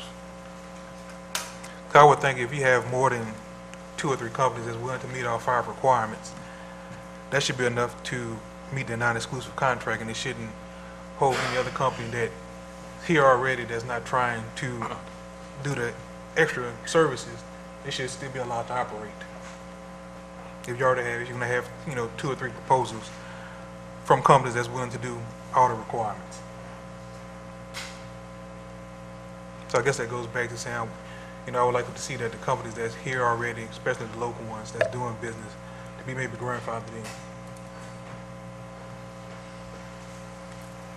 If I could comment on that, Councilman Turner, I think that if you do grandfather in specific companies, then you lose the ability of potentially driving down the cost. You're almost fixing the price by doing that because you're not allowing competition in. You're almost guaranteeing them business. Now, I think Councilwoman Cazzo had a point earlier about different levels, a basic plan or premium plan. I think that wouldn't be another way to look at this as well, is, basically if you want to do business in the parish, your company has to at least meet these specs. That doesn't mean everyone has to sign up for those specs, but you have to be able to offer that in some fashion. And if that's a premium plan that contains these additional services or multiple plans, that would certainly be up to the company's discretion, and they can price that however they wish.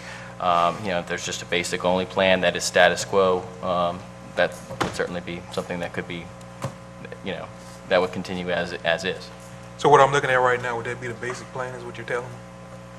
What this is, Councilman Shakespeare's motion is basically asking, these are to do business in the parish, you have to at least provide these services. Doesn't mean you have to provide only those services, doesn't mean everyone has to sign up for it, but your company needs to have a plan needs to submit a proposal, essentially, of what it would take to provide various levels of this service. So I guess what I'm saying is that I just think if this is going to be the minimum requirements, is a little restrictive to me, for some companies. And even for certain individuals, it still is rather constrictive. I think it should be less requirements if this is going to be the basic proposal. I'm not opposed to having different levels of single, premium, however you want to label it. But to me, this would be almost a premium package right here, if that's what you want to call it. I mean, I don't know how many people need to dispose of white goods every month, or bulky waste every month. So would an amendment to the motion to say, give us the proposal for this as, the premium plan essentially, and your proposal on a basic plan, as it exists, status quo, would that be something that would be?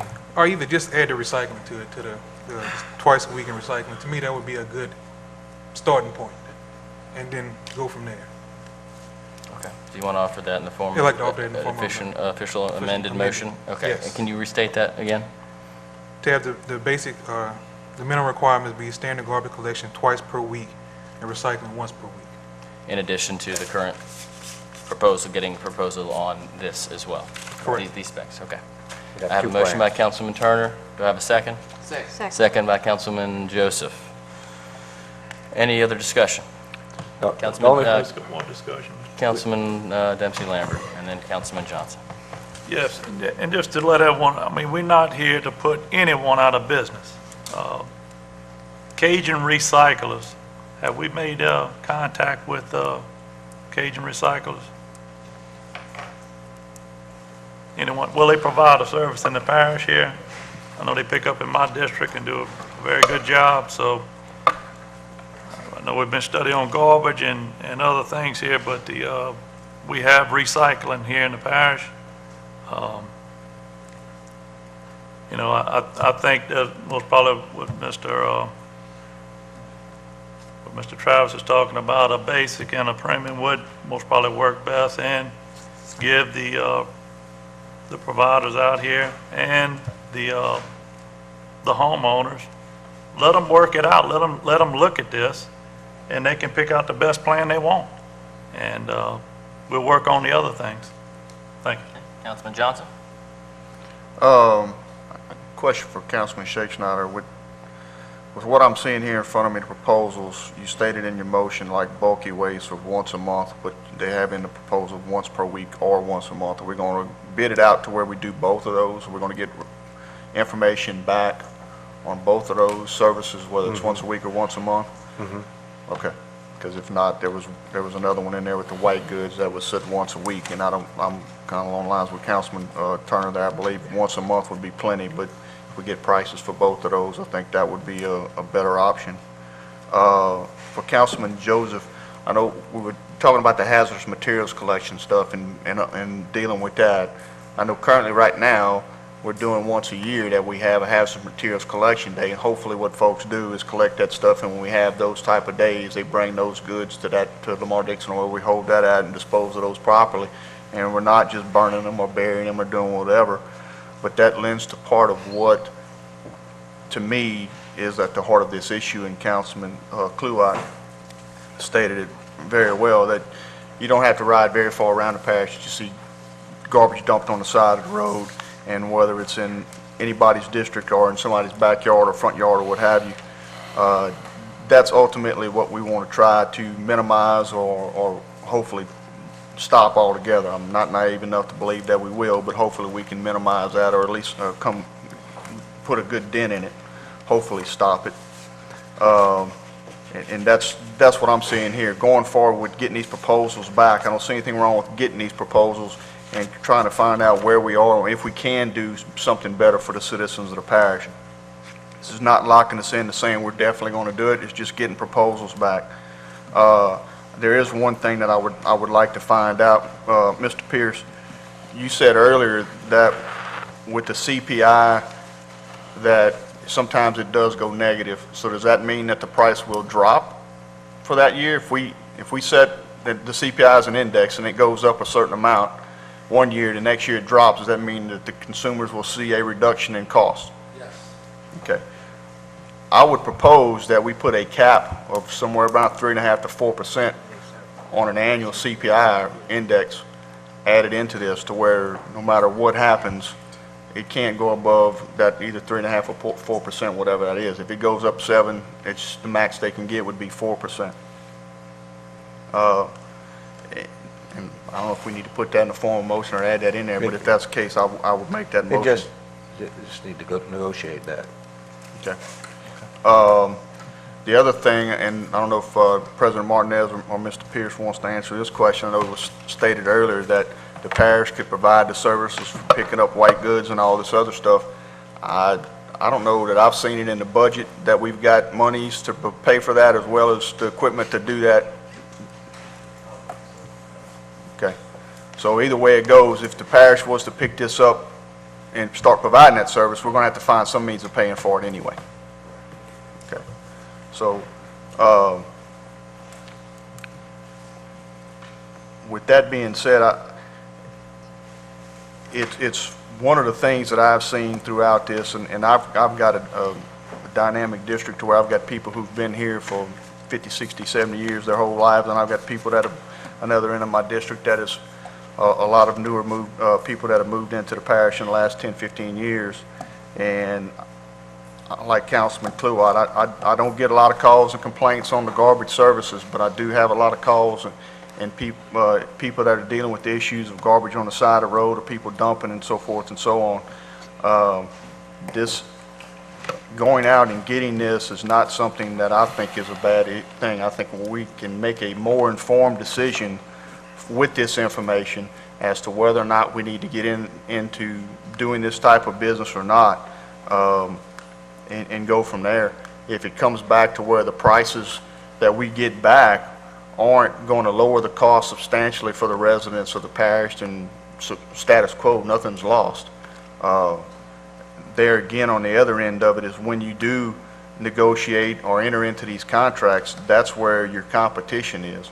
It may not be on a day-to-day basis, but there again, one of the things that I haven't seen, and I've gotten involved, or I've been paying for private garbage service since I was in my early 20s, and when I first started with the same company that I am today, it was somewhere around $17 a month for twice a week pickup.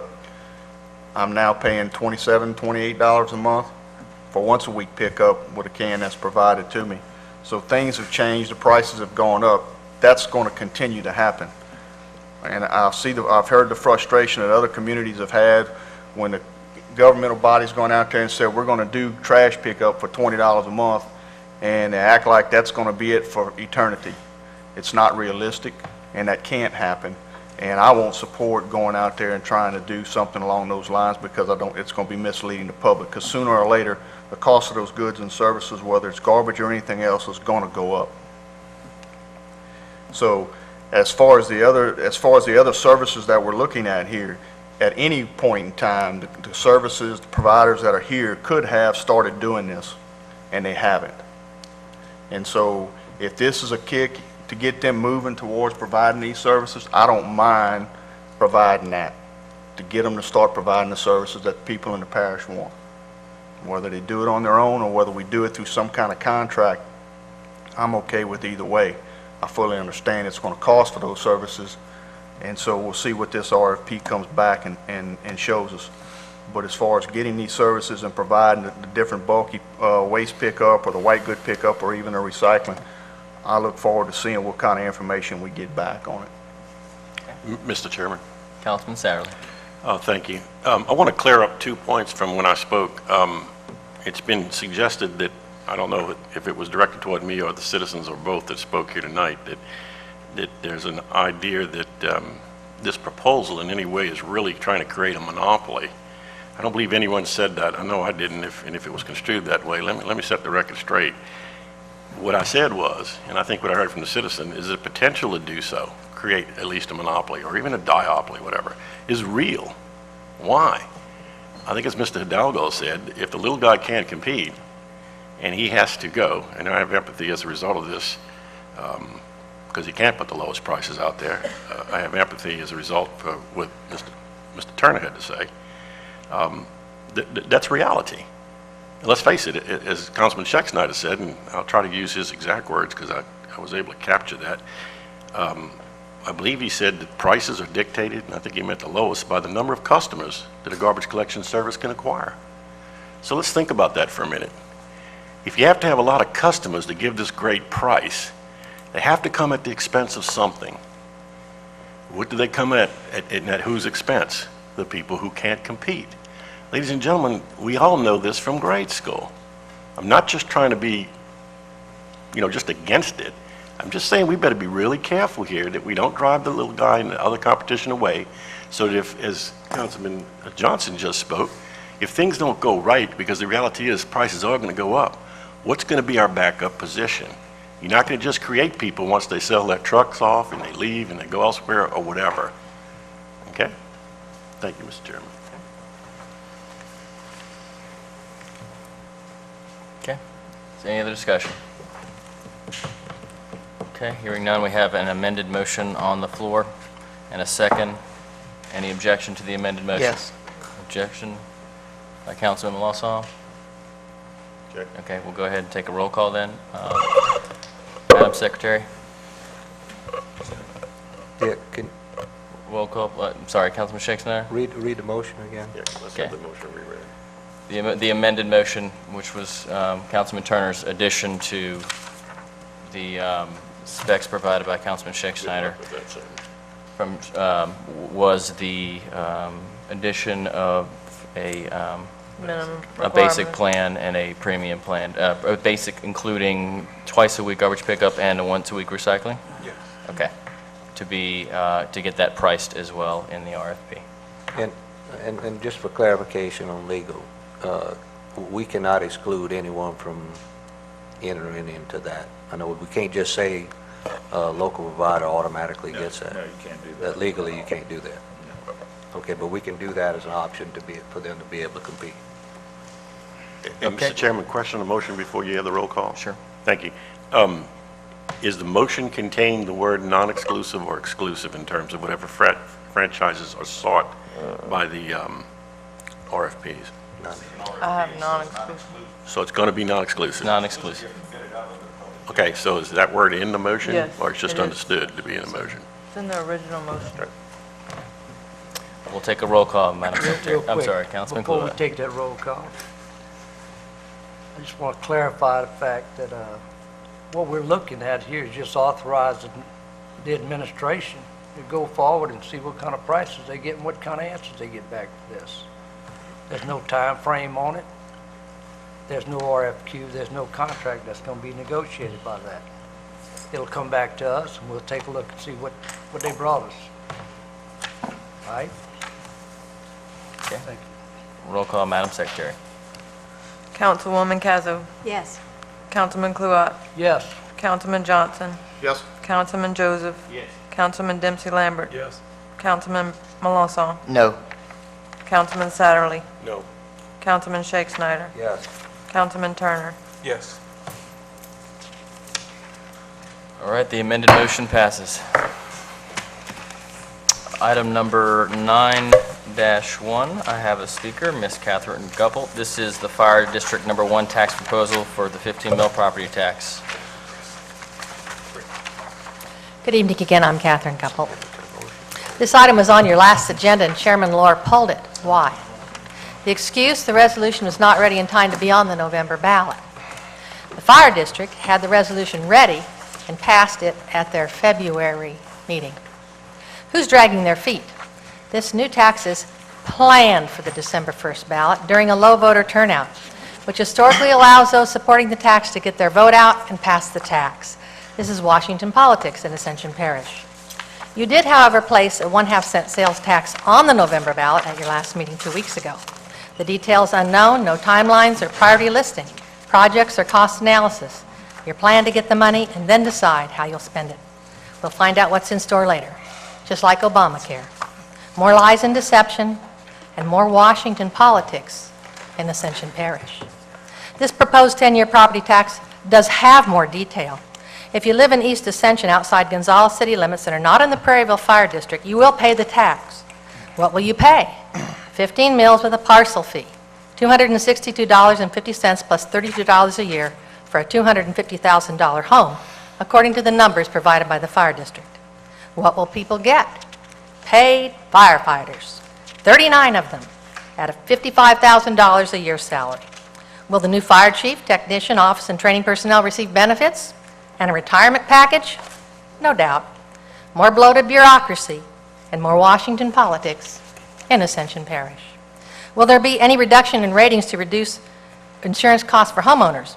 No. According to my insurance agent, premiums are rated according to the closest fire station and a hydrant. No hydrants are planned. One new station is proposed every 7.5 years, but where will it be built? We don't know. Has anyone asked property owners in Prairieville Fire District 3 if their insurance costs have been reduced after 20 mills of property tax increase with hydrants? Property taxes continue to rise, even in a depressed economy. Presently, Fire District 1 operates on a budget of about $1.5 million a year. They will continue to receive these funds for operating costs, including equipment and utilities at stations and fuel. But they want to triple their budget by $3.5 billion more, 15 mills and a 32 parcel fee from each property owner in East Ascension for paid personnel. Just more greed and more Washington politics in Ascension Parish. Tax and spend, just like the liberals in Washington. If you don't want to look like the liberals in Washington, stop acting like them. Tax-paying citizens don't support the liberals in Ascension Parish. Vote no on December 1st on this proposed property tax. Thank you. We'll now ask Mr. Bill Dawson, the Fire District Number 1 Board Chairman, to give us an overview, please, of all the progress to date so far and your efforts on this, and then I will open up the floor for questions. Thank you, Mr. Chairman. I'm going to give you a little bit of history about what we did on the tax committee and how we came up with a November versus a December date. In January of 2012, a tax committee was formed and appointed by Chairman James LeBlanc to look at future sources of revenue for Fire District Number 1. This tax committee was composed of all 6 fire department chiefs, all members of Fire District Number 1's Board of Commissioners, the State Fire Marshal, and selected other persons in the district. The beginning point of our committee's evaluation was the previous work done in 2009. This committee had recommended a tax be placed on the ballot. However, because of the condition of the economy, the proposal was never placed on the ballot. Our committee had 3 meetings, February 7th, February 21st, and February 23rd. At the February 23rd meeting, the tax committee approved unanimously a motion to recommend to Fire District Number 1's Board of Commissioners a proposal for a 15 mil tax and parcel fees of $32 for residential and $100 for commercial properties to be placed on the ballot in December of 2012. The decision to place the proposition on the December ballot was based on the schedule as it related to what was best for the volunteer firefighters and the staff of Fire District Number 1. During this period, the district was going through a re-rating by PIL, which is probably the single most important task by our staff as it affects homeowners' insurance rates in our district. There was also the fact that the deadline for getting the proposal to the Secretary of State was August 27th for the November election and October 16th for the December election. There was no real discussion about one election being a presidential election date and the other not. The decision was based on what was best for the volunteer firefighters and the staff of Fire District Number 1. On February 28th, Fire District Number 1 Board of Commissioners approved the recommendation of our committee and passed a resolution calling for the proposition to be placed on the ballot in December. On March 29th, we began meetings with parish officials to explain the proposition. The first meeting was with Councilman Randy Kluot, Council Chair Chris Lohr, Parish President Tommy Martinez, and Councilman Benny Johnson. With re-rating of PIL going on in Fire District Number 1, there was no time to work on the proposal in April. And since we had already selected the December schedule, there was no need to interrupt this process. In May, we started getting ready for council presentations. On May 23rd, we presented the entire program to 4 council members: Todd Lambert, Terry Casso, Chris Lohr, and Brian Melanson. Councilman Satterley was invited to this presentation but was sick and unable to attend. He was sent all the materials from the meeting and was offered an individual presentation, which he declined. I gave Councilman Shakespeare the presentation personally, and Chief James LeBlanc presented to several other council members. The only recommendation from all these sessions at the end of May was that we combine all salaries into a single number for future presentations. On June 4th, we presented the program to the Finance Committee. It was at this presentation where we first heard a concern about the day of the election.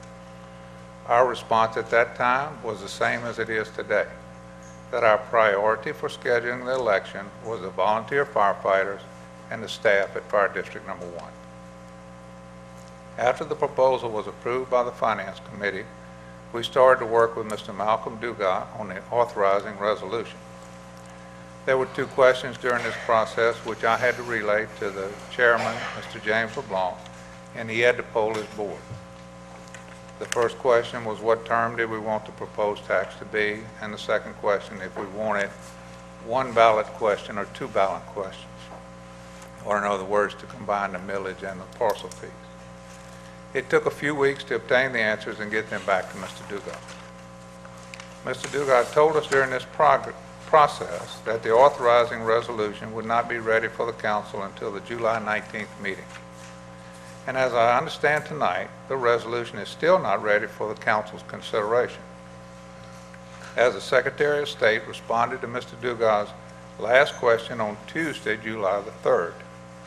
Now the final resolution will have to be approved by the Board of Fire District Number 1, then if approved, presented to the council for final consideration on July 19th. Mr. Chairman, that completes the status report, and I would like to ask a few minutes to thank the volunteers who are present tonight. Absolutely.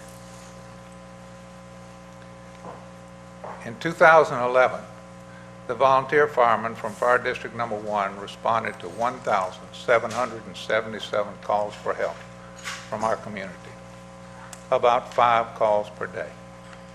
There are 6 departments which answered these calls. I would like to name the chief from each department and ask any members who are present to please stand.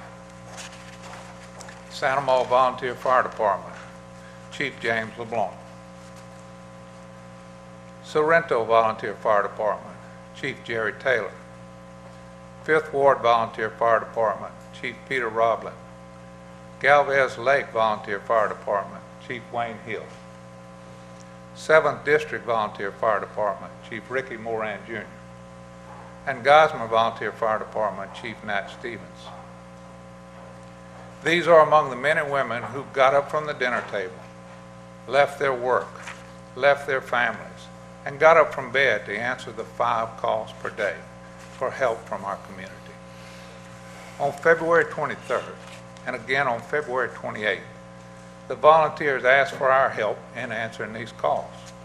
All the chiefs and all the members of the Board of Commissioners voted for the resolution asking for additional firefighters and money to replace engines, vehicles, and equipment and stations by placing a proposition on the ballot in December. They have given more and received less than any group I can think of in our parish, and I would like to thank all of them tonight for their help.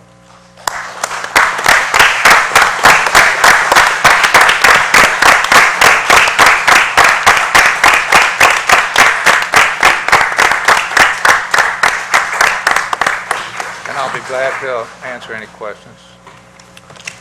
Discussion. Councilman Johnson. Mr. Bill, I want to thank you and the other firemen for the time that y'all spent on this issue. We sit up here on a monthly basis and deal with a lot of stuff, but one of the things that I don't believe you gentlemen and ladies that put forth this time need to put up with is accusations that the job that y'all are not doing is the best that it can be. In answers to some of the questions that were raised earlier, yes, the Fire District 3, although no promises were made, Chief Stewart's here tonight and he can verify that they were lucky enough and things worked in their favor to that their insurance rating went down, and so therefore it saved their citizens money on their homeowners insurance. While you cannot make any promises to that effect with any tax, because if it doesn't happen, it puts you in a bad light. Always that is the goal that you want to work for, I'm sure. But if it, in the growing community that we live in, things change on a routine basis in dealing with Property Insurance Association, and so things that were positive for you before now become negative. When I first got involved in the fire service 25 years ago, we had a station within every 7 miles, and that was good enough for property insurance to do what we were doing. Nowadays, it's not the case.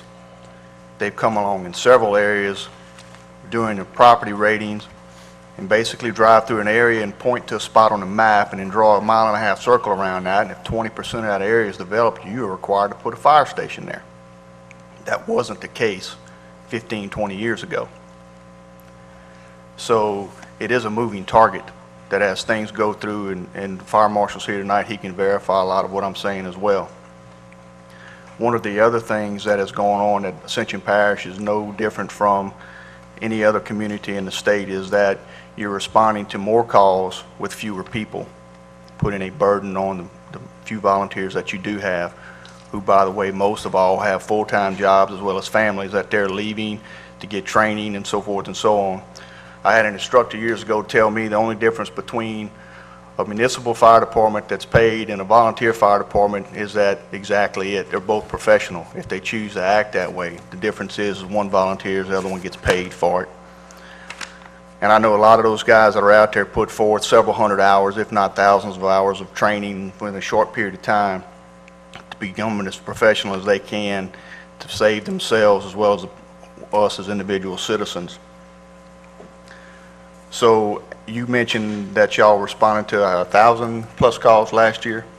1,777. Over the last 10 years, do you know exactly what percentage of increase that has been? I don't have that number tonight, no. I know back 5-6 years ago when I was on the fire board, we looked at a similar proposal to this.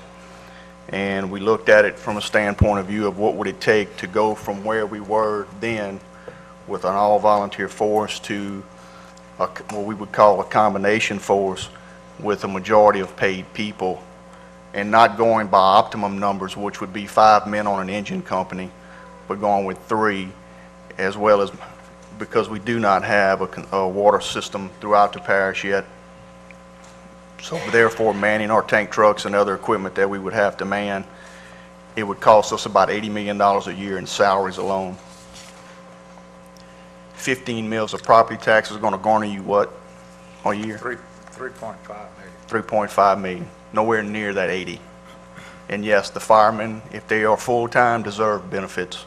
They deserve a retirement. They put their life on the line every day. They come out there and respond to the needs that we have as citizens of this community, and I believe they deserve that little bit that we can provide them. The salary that they're going to earn is not a whole lot in comparison to other people that work in the private sector. And so therefore, because of the type of job that they do, I think they deserve what they get. And this is not by means of the highest paid salary in the state. There's other departments around here that are basing their salary a lot higher than what we are. Is that correct? That's correct, but the other thing to remember that the number was quoted earlier was an all-in number, so that's not the number that goes directly to the employee. Correct. So that includes their benefits as well. Correct, that's correct. So when you sit there and think of it as $50,000 for a paid fireman, that's benefits and all. That's That's correct. not just take-home pay. That's correct. With the addition of the paid people, what does that do for your training efforts? Because I know training is a big effort when it comes to property insurance, and volunteers, unfortunately, have their hands tied a lot of times when it comes to getting credit towards their insurance rating with training. The advantage with paid people for training does what to your department? One thing that we allowed for in this proposal was 2 training officers to be at Fire District Number 1. And the thought there is that, you know, one of the main obstacles to our volunteers making that progression to paid is that they don't have the right training. And so we, you know, part of this proposal includes 2 full-time training officers at Fire District Number 1 to provide that opportunity to our volunteers and to keep a well-maintained, a well-trained force also.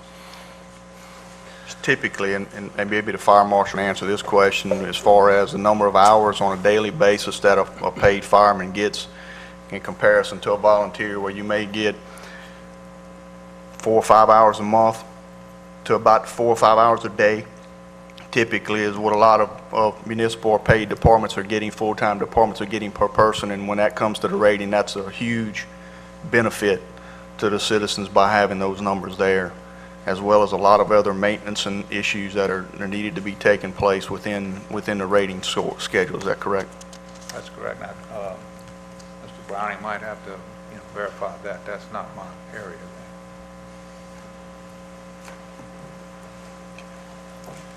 Bill's doing such a great job, I hate to come to the mic. Mr. Chairman, honorable council members, it's good to be before you, and you're correct, this is an opportunity to chart the future of this parish. I can tell you, when you look across this state, you see fire districts evolve, and you look at where Fire District 1 is, and there's about 600 other districts across the state that have been through some of the same challenges and the same futures that Fire District 1 sees. The reality is that the volunteer firefighters of this parish save millions of dollars a year. I'm talking millions of dollars a year. I think the number that you'd want to use if you wanted to have a fully paid fire department that'd be a budget figure of about $600,000 per fire station. So I think Bill mentioned there's 7 stations, but there's probably actual multiple stations within those departments. So however many fire stations you have, that number would be about 600,000 if you wanted to get away from volunteers and have a fully paid department. I don't think that's the right option. I think that what the volunteers have done in this parish is not only, provided you excellent care and protection, but it's also provided people who live in the communities giving back to their communities. So the fact that they've saved you money, and I believe what they're coming before you saying is that we need an investment into the future. We need a backbone. We need one person in the fire station, so maybe that truck can get out to meet the volunteers to better protect. But the reality is you can't put a price on life. In my career, I've seen many people die. I saw almost 68 people die in the state of Louisiana last year. And I can tell you, $1 million, $10 million, $100 million, those prices don't replace those lives. And when someone's child is at the bottom of a pool, it's amazing the difference that 1 minute makes. And if that truck can get there 1 minute sooner, if that volunteer can get there 1 minute sooner, if that equipment, that training, I always tell firefighters, there'll be a day when every bit of training, every bit of wisdom, every bit of investment in equipment and your department that's been made, there'll be one day that'll make a difference.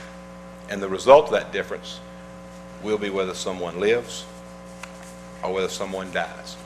Now, where the rubber meets the road in this issue is you, as the governing council of this parish, have to decide what level of investment can people afford to make. Because in the perfect world, we should have a fire truck, we should have an ambulance, and we should have a police car on every street in the state of Louisiana, on every street in Ascension Parish, because we will save lives, we will protect safety. But the reality is we can't afford to pay for that. So I think what they're asking you to do is to take their plan and ask the voters what level of protection they want. It is beyond any argument they will improve the fire ratings. It is beyond any argument they will improve the basic services in fire protection. To answer your questions about training, it's a benchmark. The insurance industry doesn't look at a volunteer as a volunteer or a paid person as a paid person. The reality is when there's a fire, someone has to put it out. And the benchmark of training is 20 hours a month. They look at 20 hours a month to be the best level of training. Well, obviously, volunteer fire departments can't do that. So they get pro rata credit for what they average. So what you're going to do if you hire this backbone to support what the volunteers are doing is you're going to have some training that's really good in some people, and you're going to have some training that's very minimal. Those numbers all coming together will improve the fire rating. So I think that what this district is asking you to do is to give them the resources to do a better job of watching the house, keeping the light on in the house, and when the fires happen, those volunteers are still going to come. But a lot of day-to-day things that those volunteers don't have time to do, like managing training, managing testing equipment, maintenance and repair on the equipment. All of these things, they're going to have a skeleton crew that's going to do that. So you're getting the best of both worlds. You'll always have your volunteerism. You'll always have the cornerstone of your community being the fire station. I know I'm kind of preaching to the choir. I look around. You all have supported the fire service. I mean, certainly, Benny's been a long time supporter of it. Terry was on the board in Prairieville. So I'm going to shut up now and answer any questions you have. But I applaud you for giving this consideration, because I can tell you, lives will be saved and property will be preserved as you improve the fire protection in this parish. Mr. Chairman? I just want to continue. If one of the things that, going back in history, you can look at the volunteer fire department in this parish, fire service in this parish. Ascension Parish was the first community, first district in the state to receive a Class 5 fire rating with no water system and 100% volunteers. There's a lot of things within this community that we can be proud of with the volunteers of these fire departments that are here. And if anybody has any doubts about what they're doing, I challenge you. Call your local fire department. They'll tell you when the meetings are. They're typically Monday or Tuesday nights. They'll welcome you with open arms. Grab a pager, grab some gear. They'll love to put you to work. Thank you. Councilman Satterley. Thank you, Mr. Chairman. Fire Chief and fellow firefighters, I just want you guys to know because my name was mentioned in the report given by the fire chief, that I was sick when this was first mentioned to any members of the council, and I make no apology for that. I did have a rather severe eye infection at the time, but I also appreciate that materials were sent to me by PowerPoint, but as indicated in the email in response, I don't have any problem with that, and I want to applaud you. I mean, moments ago, I stood up and applauded, not just because everyone else did. I think you're doing an excellent job, et cetera. But to set the record straight, my concern then, and is still now, is the timing of this tax election that would be needed to get these resources to our firefighters for them to continue the excellent service that they provide. And let me begin by talking about it this way. I'm sure by now we've all read the newspaper and the Morning Advocate, David Mitchell's report called the Inside Report for June 28th, 2012, Timing of the Tax Election Prompting Concerns. That's my concern, not whether or not we need to have greater fire protection, et cetera. It's that the people be given the maximum opportunity to make that decision. Please make no mistake about that. As Mr. Mitchell wrote, and I quote, "The Ascension Parish Council voted on June 21st to put this tax issue on the ballot, but at the same meeting, the council pulled from the agenda an item to propose taxes and fees for Parish Fire Protection District Number 1. I indeed spoke of my concerns back then on June 21st about pulling this item. Look back on the record and everyone will see that. In fact, I had spoke about it earlier on June 4th when the Finance Committee was first addressed with this issue. The most recent time on the 21st, and this is a problem for me, I was told by multiple people there that it was too late, in fact, since it was going to be pulled, to even discuss whether or not it could be on the November or the December ballot, because it wouldn't have enough time with the bond commission. Well, if you read this entire article that Mr. Mitchell prepared, and I'll just skip right to the end so that you can see this, it's almost as if he was sort of calling me out. And when he says, and I quote, "Sadly, however, may have one more opportunity to press his point." And he's talking about tonight. And so that's what I'm doing. He says the next council's regular scheduled meeting is July 5th. That's today, ladies and gentlemen, in Donaldsonville. That's where we are, pending any change for the 4th of July, and there was no change. We moved finance, we moved, drainage from the 2nd to the 9th, but we didn't move this meeting. And he says that would provide an opportunity to submit an application by key date, July 18th. That's 13 days from now. The deadline to submit an application for the August agenda of the State Bond Commission, and the last meeting for getting a tax election on the November 6th ballot. I repeat, the last meeting. That's tonight. So, what has really happened here is, despite me speaking out twice before and now from the third time, okay, my arguments then remain the same. Quoting again from Mr. Mitchell, Parish Councilman Daniel Doc Sadley has argued that the proposed Fire District Number 1 taxes should be on the November 6th ballot. He's not arguing you shouldn't be given an opportunity, or that he's against you getting any more monies to perform the excellent services you do. He, meaning me, is arguing when should this be done.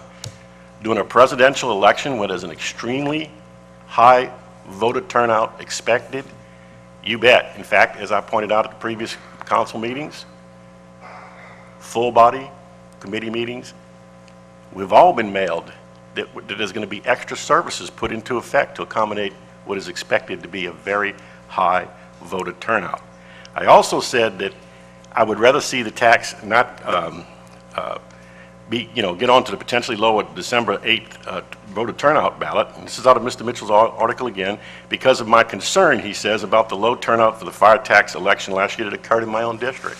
And that's correct, sir. I wish you and everybody to know, I actually ran and walked across 5,300-something houses in my district telling people that if I'm elected, okay, I would vote against special elections every time if there's a suitable alternative within a close date to serve the same purpose. Now, what I'm saying to those people then and saying it now, I'm not telling you how to vote, I'm just trying to maximize your chance to vote. And as Mr. Mitchell said, in my district, when this was asked for last time, and that was a 10 mil 10-year property tax, okay, in Fire District Number 3, it passed by a miserable 102-vote margin. The numbers Mr. Mitchell published were 414 to 312. More importantly, it represented a 3.7%, a 3.7% voter turnout. So again, I'm not worried anything about the fire protection and the excellent job being done. I am worried about, however, maximizing the ability of the people to vote for those that want to pay more taxes for that and those that do not. Okay? Mr. Dawson and others stated, by the way, at one of those previous meetings, we felt, and I've heard it again here tonight, we'd be a lot more confident if we stayed on the December versus the November ballot.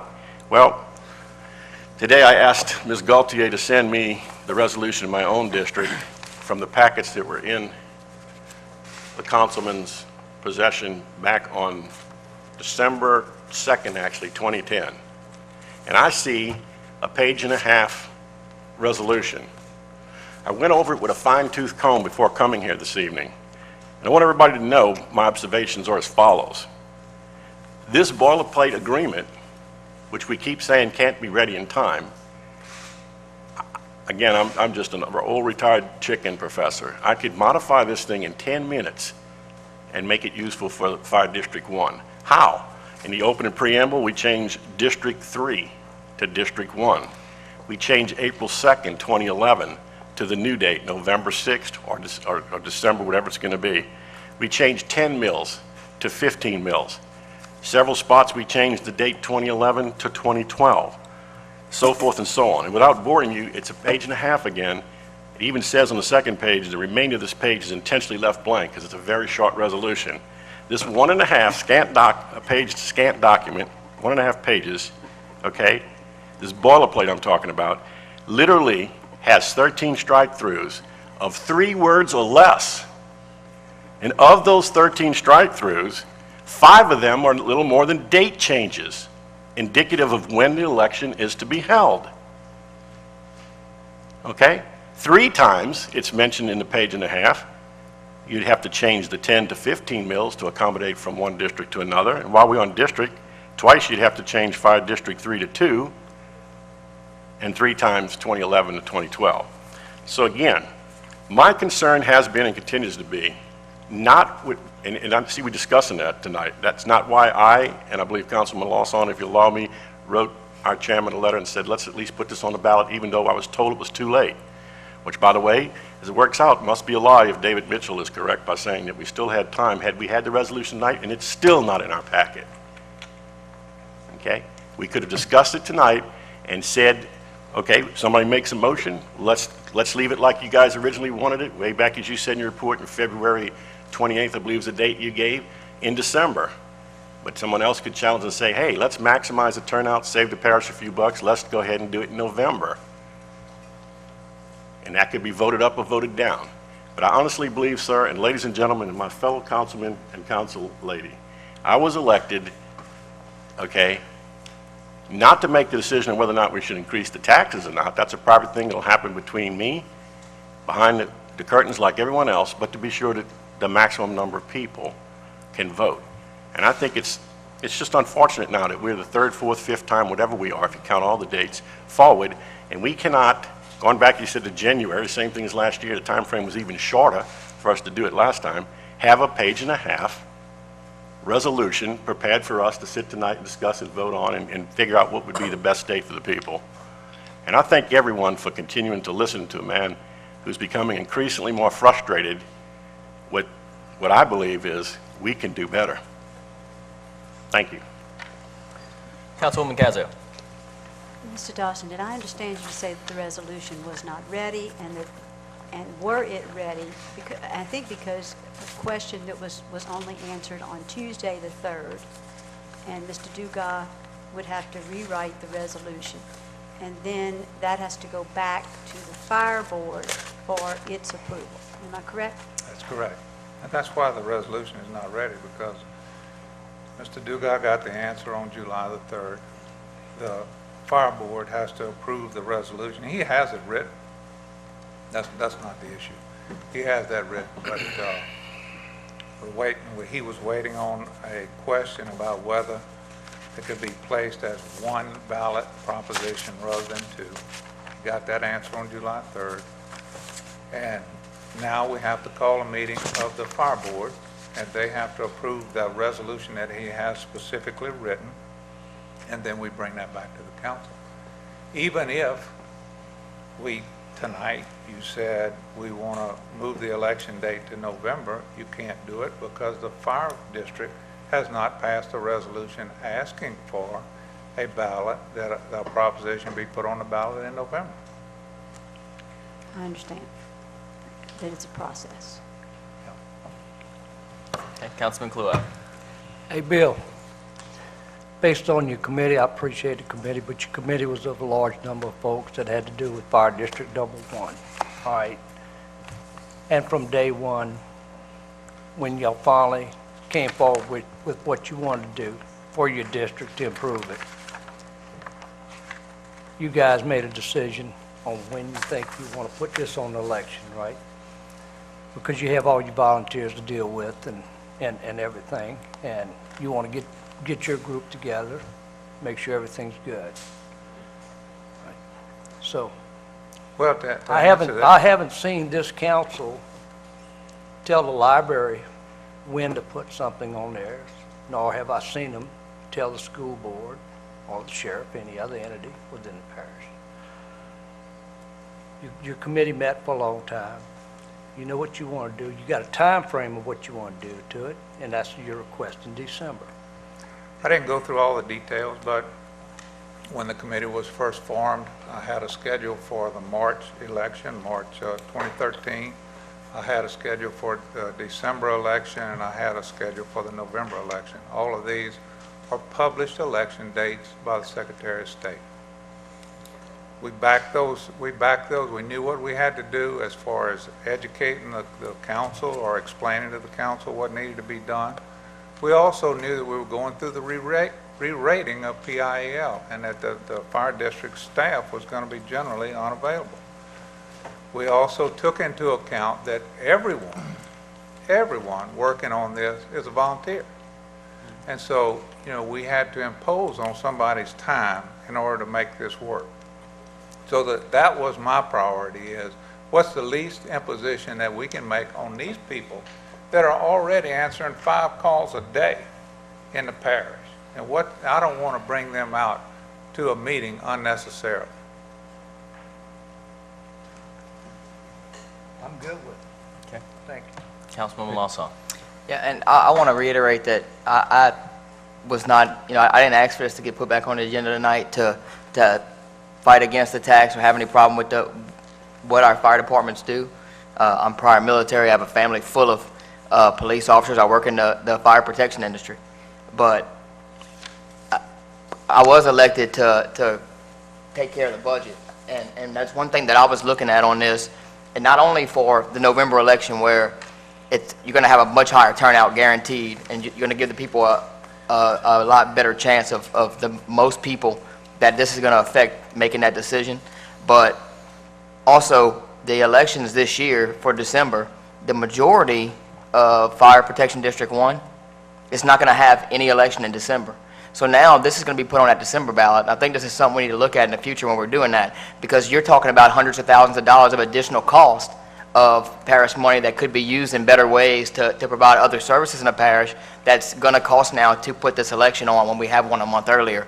Because if you look at the only possible thing that could be in most of this district in December would be if you had a runoff for Congress in Congressman Cassidy's race, which I haven't even seen one opponent for him yet, or in the presidential race, which is not very likely. And so for the most part, you're going to have to pay workers at the polls, and you're going to have to pay to get the machines brought out and calibrated at a lot of these precincts that wouldn't have had to be done on that date. And that's the biggest problem I had with the date as opposed to November 6th, because it's going to be a very large cost to the parish to put this on at a different date. With all due respect, Councilman, we presented that to you on May 23rd. Well, and if I remember in that meeting, we brought that question up of what else was going to be on that ballot, and nobody knew that answer at that time. Yeah, I didn't know the answer And either. I've researched it since then and saw that there was going to be nothing else on there, and that's why I brought that, sorry. I'm sorry, Councilman Dempsey Lambert, go ahead. It's been Great job on both sides. I'd like to call the question on the motion. Well, we don't actually have a motion on the floor just yet, so, Mr. Chairman. actually, let me go ahead and I'll recognize go ahead and Councilwoman. call the motion then. Okay, what would the motion to be? To move to let the Fire District 1 put it on the ballot for December. And let's move on. Okay, I have a motion by Councilman Dempsey Lambert for December. Point of order, can we do that without a resolution in our packet? Are we going to vote on something like Nancy Pelosi says? You can have a motion for anything you'd like. I mean, whether or not you choose to support it is up to you. How can I vote on something that I can't see? Mr. Chairman, could I interrupt? All we're asking for tonight is that you postpone the vote until next meeting. And then we'll bring the resolution and everybody can vote on that. Okay, motion, Mr. Would you Chairman. like to retract your motion? I will withdraw, but, Okay. Mr. Chicken Doctor, these men deal with meth labs, everything that you can imagine from a drowning person. Let's move on with this. I'm tired of hearing all this bickering. Mr. Chairman? Hold on. I resent being Excuse- called I a chicken understand. doctor. Well, you said it yourself, though, but I believe I can we will own remain my decorum. feelings and describe myself, sir, but I don't, and you're casting aspersions to my character that I don't appreciate what they do at meth labs. That's absolutely ridiculous. I'm going to say one more time. I'm only interested in maximizing the voter turnout. Please quit misquoting me. Thank you. Councilwoman Cazzo and then Councilman Shakespeare. Yes. Bill, you all are not going to discourage anyone from voting in December, are you? Absolutely not. Anybody that wants to vote for Anybody it, they're who wants to welcome. vote. Anybody who wants to vote against it, are welcome. Absolutely. Yes. Councilman Shakespeare. Thank you, Mr. Chairman. Yesterday being 4th of July, I exercise my right to vote, and I will vote in December. I encourage everyone else to. They have a legally declared election cycle at that point in time, and if you think this issue is of value in this parish, we encourage all of y'all to come out and vote. In a very perfect world, it'd be simple to say, we're going to do this because we want to. In the realistic world that we live in, especially in Fire District Number 1, most people have no idea how far and how hard these people have worked to get to this point right now, that we can call an election on December 6th, to get them the help that they so desperately need. You're talking about 6 different entities coming together for a united cause, something that's been worked on very, very hard by the fire district, by the individual fire district chiefs, and by all of the members. They have to come together, and we can talk about it. We have 11 people that we can talk about here. They have hundreds that have to come together and agree. And that is very, very hard to do. And yet they have done that through a tremendous amount of hard work and constant discussions, constant meetings, constant hard work. I've been exposed to only a very small part of it. As James said, you come around, and when you come around them, you better watch out what you're doing because you're going to get run over. They're working. And they're working very hard, and they're trying to do the right thing, and all they're asking for is the means to help them continue to get better. We cannot guarantee that your rates will go down with this millage, but I can almost guarantee you it will go up if they don't. The firefighters, I don't see how these volunteers can continue to do this. They work so, no one knows how dedicated they are.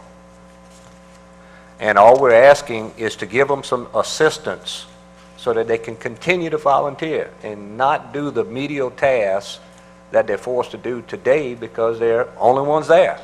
They're the only ones home. And so we're not going to solve all the problems. It's not going to make it a total paid fire thing, and everything's not going to be hunky-dory.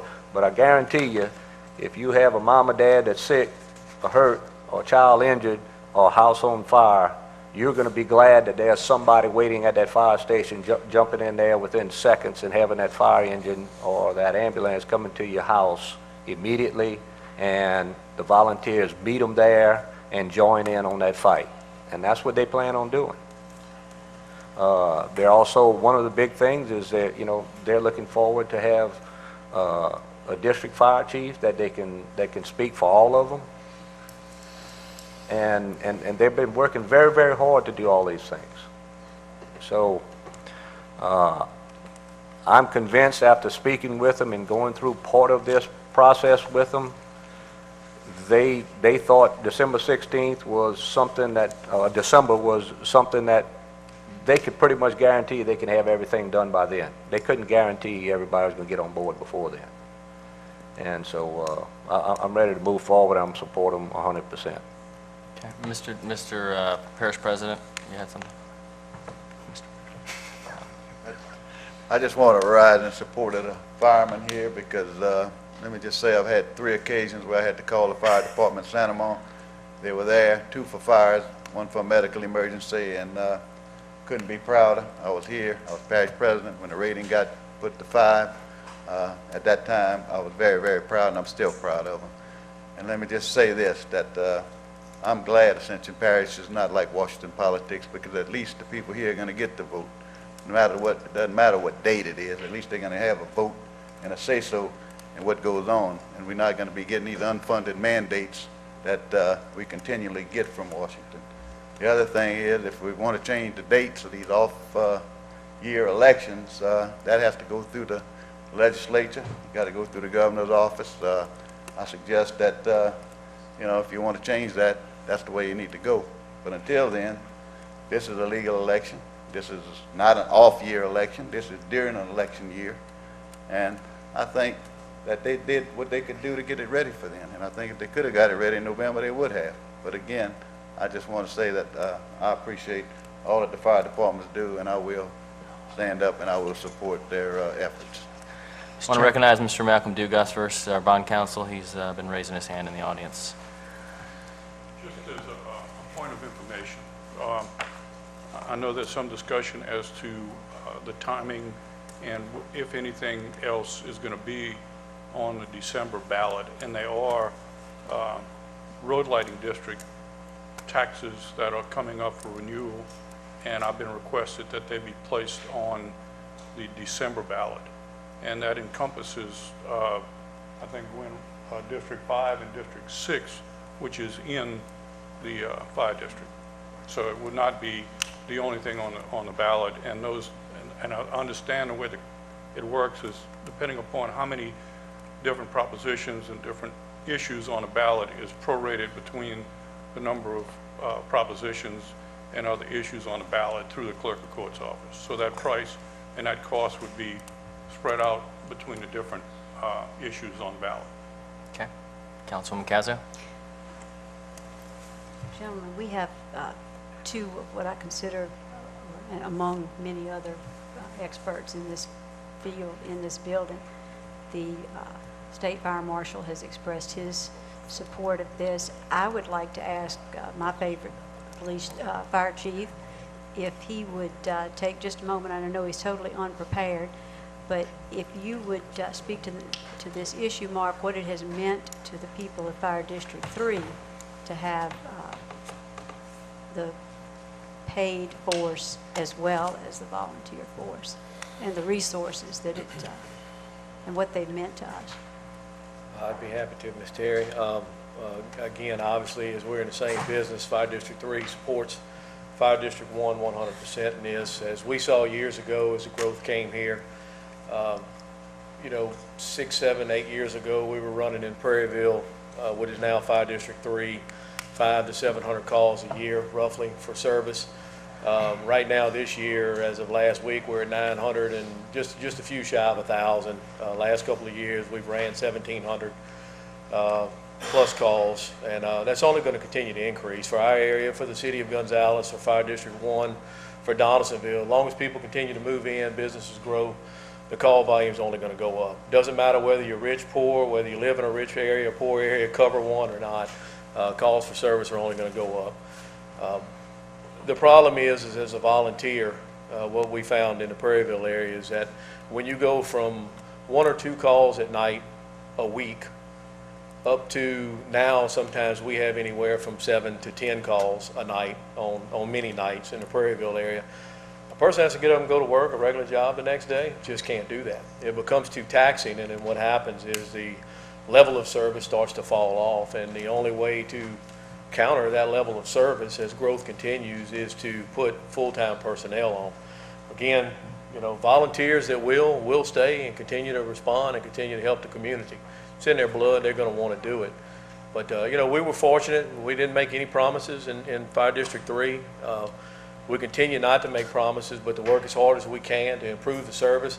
But I look at it as two things. Everybody talks about the fire insurance rating, which is important as a homeowner, business owner. You want to see your fire protection insurance go down. As we improve that, which we were fortunate enough to do in Prairieville, we moved that direction and we lowered our rating from a 5 to a 4. We certainly hope to keep it there, but growth has continued to overwhelm even before we got started. So again, we're still playing catch-up. Fire District 1 is going to be doing the same thing, playing catch-up for a long time before they can try to maintain. But it also goes back to two things, and I think Councilman Shea Schneider and a few others have mentioned that. There's the rating and saving people insurance on their fire insurance, saving the money on that. And there's also the level of service that needs to be provided out there. And when it takes 5, 10, 15, 20 minutes to get somebody there because everybody has to wake up at their own home, go to the fire station, whatever it may be, people don't want to hear excuses. Y'all talked about during the garbage thing. People are moving here from all over the place, and they're used to a level of service, whether it be fire protection, police, garbage, whatever it may be, and they expect to see that here, whether they should or not.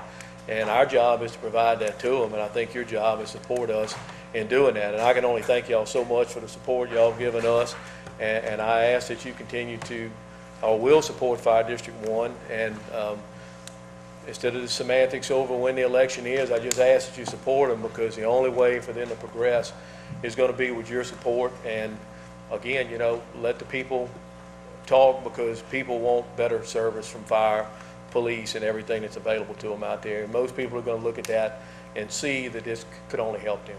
So, thank you. Councilman Johnson.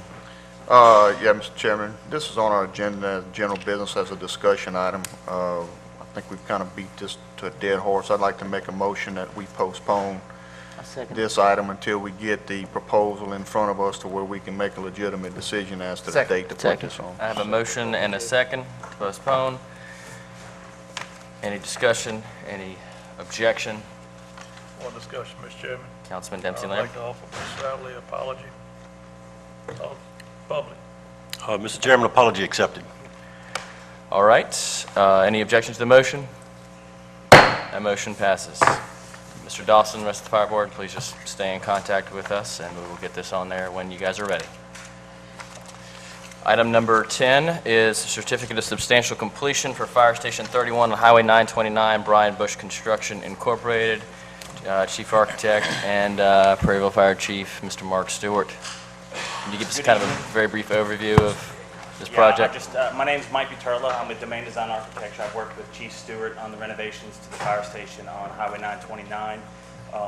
Back in January, we completed the project, or the contractor completed the project so that Fire Chief Stewart could move in. We had substantial completion at that point. By definition, there were still some outstanding items that we wanted to take care of to make sure that the punch list items were taken care of, and a couple other items. Rear canopy was in place. To this date now, that has been completed. We have completed the paperwork associated with the final deductive change order. At this point, we're just asking for substantial completion to close out the paperwork on this project so that they can file it with the clerk of courts and get the... Motion to approve the certificate of substantial completion. Motion by Councilman Johnson, second by Councilwoman Cazzo. Any discussion? Any objection? That motion passes. Thank you, gentlemen. Item number 11 we are passing on. So item number 12, which is for review only, is zoning review ID 2227.12, Lot 2, Lake Settlement for Miranda Robertson, located on the east side of Louisiana Highway 431, approximately 300 foot north of Lake Settlement Road, to request to amend the Ascension Parish zoning map from conservation to mixed use 2 MU2. Zoning Commission recommends denial. Again, this is for review only. However, I do have a speaker, Mr. Randall Brown, if he's still hanging with us. He is. All right, sir. You'll have 3 minutes.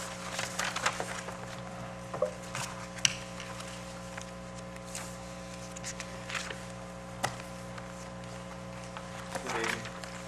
My name is Randall Brown. I have A to Z Kids Zone Daycare and Learning Center right there on 431. I had a gentleman came into the center yesterday, and I wasn't sure if the number 12 was for the zoning to put a new daycare down there, but I just want to show my concerns. And I want to let y'all know that we do service Lakeside from the Kid Zone. We service Galvez Central and Lake Elementary. So I didn't know if that's what that was for, but if that's for, I'd appreciate it if we didn't have another one that close to us. Just to clarify, so this is the first in a few-step process. So tonight's just comes to us for review, and then it will come next council meeting for an introduction and to accept or deny the Planning Commission's recommendation, and then depending on that decision, it would go to an introduction and then a public hearing. So I understand. it's just All right, thanks a lot. Thank you.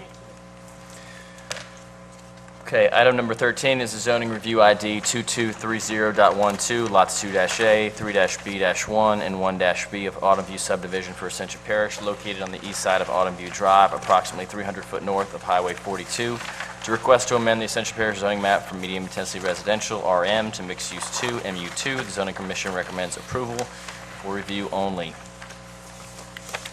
Item number 14 is an amendment of the Ascension Parish Development Code / zoning historic site overlay revisions.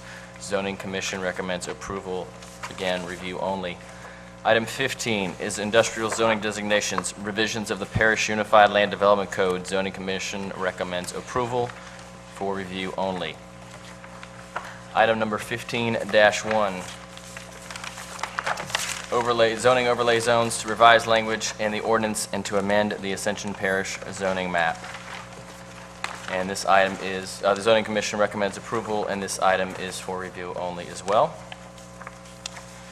Our next section is the introduction of ordinances. Item number 16, introduction of an ordinance to declare as surplus property 2 parcels of immovable property currently owned by the Parish of Ascension, bearing the following municipal addresses: 39129 West Worthy Road, Gonzales, Louisiana, and 39222 West Worthy Road, Gonzales, Louisiana. Mr. Parrington. Well, actually, this is introduction only. Motion introduced, Mr. Chairman. Motion by Councilman Question. Johnson, second by Councilman Had a question. Melanson. Councilman Turner. I want to know, as far as this ordinance, can we add that it need 2 appraisals done, and that'd be the minimum? Okay, can that be added to the ordinance, though? It could at the next go-round when it comes before us. We can do the any amendments or changes. Okay, just wanted to make sure. Yes. Okay. Any objection? Ordinance is introduced. Item number 17, introduction of the ordinance to amend the Parish Unified Land Development Code Appendix 4, Section 17-4045A, Drainage, Design, and Construction Criteria. Planning Commission recommends approval. Need a motion to introduce? Motion by Councilman Johnson, second by Councilman Dempsey Lambert. Any objection? That ordinance is introduced. Item 18, introduction of an ordinance to revoke a portion of the existing 12-foot utility servitude Oak Alley Estates, second filing, Lot 99. Planning Commission recommends approval. Need a motion to introduce? Motion introduced. Motion introduced by Councilwoman Cazo, Second. second by Councilman Kluwat. Any objection? Ordinance is introduced. Item number 19, introduction of an ordinance to abolish the East Ascension Hospital Services District Board. Motion by Councilman Kluwat. Second by Councilman Johnson. Any objection? Ordinance is introduced. Item number 20, introduction of ordinance number 1 to adopt the adjusted millage rates levied upon the dollar of the assessed valuation of all property subject to ad valorem taxation within the Parish of Ascension for the year 2012. I need a motion to introduce. Motion by Councilman Johnson, second by Councilwoman Cazo. Any objection? Ordinance is introduced. Item 21, introduction of ordinance number 2 to adopt the 2012 increase in millage rates not in excess of the prior year's maximum on all taxable property shown on the official assessment roll for the year 2012. Need a motion to introduce? Councilman Johnson, second by Councilwoman Cazo. Any objection? Ordinance is introduced. Item number 22, this is in our public hearing section, the reading of the ordinance to amend Section 16-1 of the Ascension Parish Code of Ordinances adopted by the Ascension Parish Council on June 20th, 1996, adopting an official personnel policy manual for the Parish of Ascension. Mr. Parrington. 16.1 of the Ascension Parish Code of Ordinances adopted by the Ascension Parish Council on June 20th of 1996, adopting an official personnel policy manual for the parish of Ascension. Whereas the parish of Ascension, through the Ascension Parish Council, under lawful session, passed an ordinance adopting an official personnel policy manual for the parish of Ascension. And whereas the original ordinance established a uniform system for managing personnel matters to assure compliance with applicable state and federal laws and provide for standard terms and conditions of employment with the parish of Ascension. And whereas the manual is in need of revision, be it ordained that the Ascension Parish Council does hereby authorize the amendments proposed by the Human Resources Department and submitted to the parish president attached to a part thereof as Exhibit A. This exhibit is available for review in the office of the Ascension Parish Human Resources Department, 114 Nichols Street, Donaldson, Louisiana, 70346. This ordinance shall be in full effect as permitted by law. The ordinance has been submitted to a vote. The vote therein is as follows.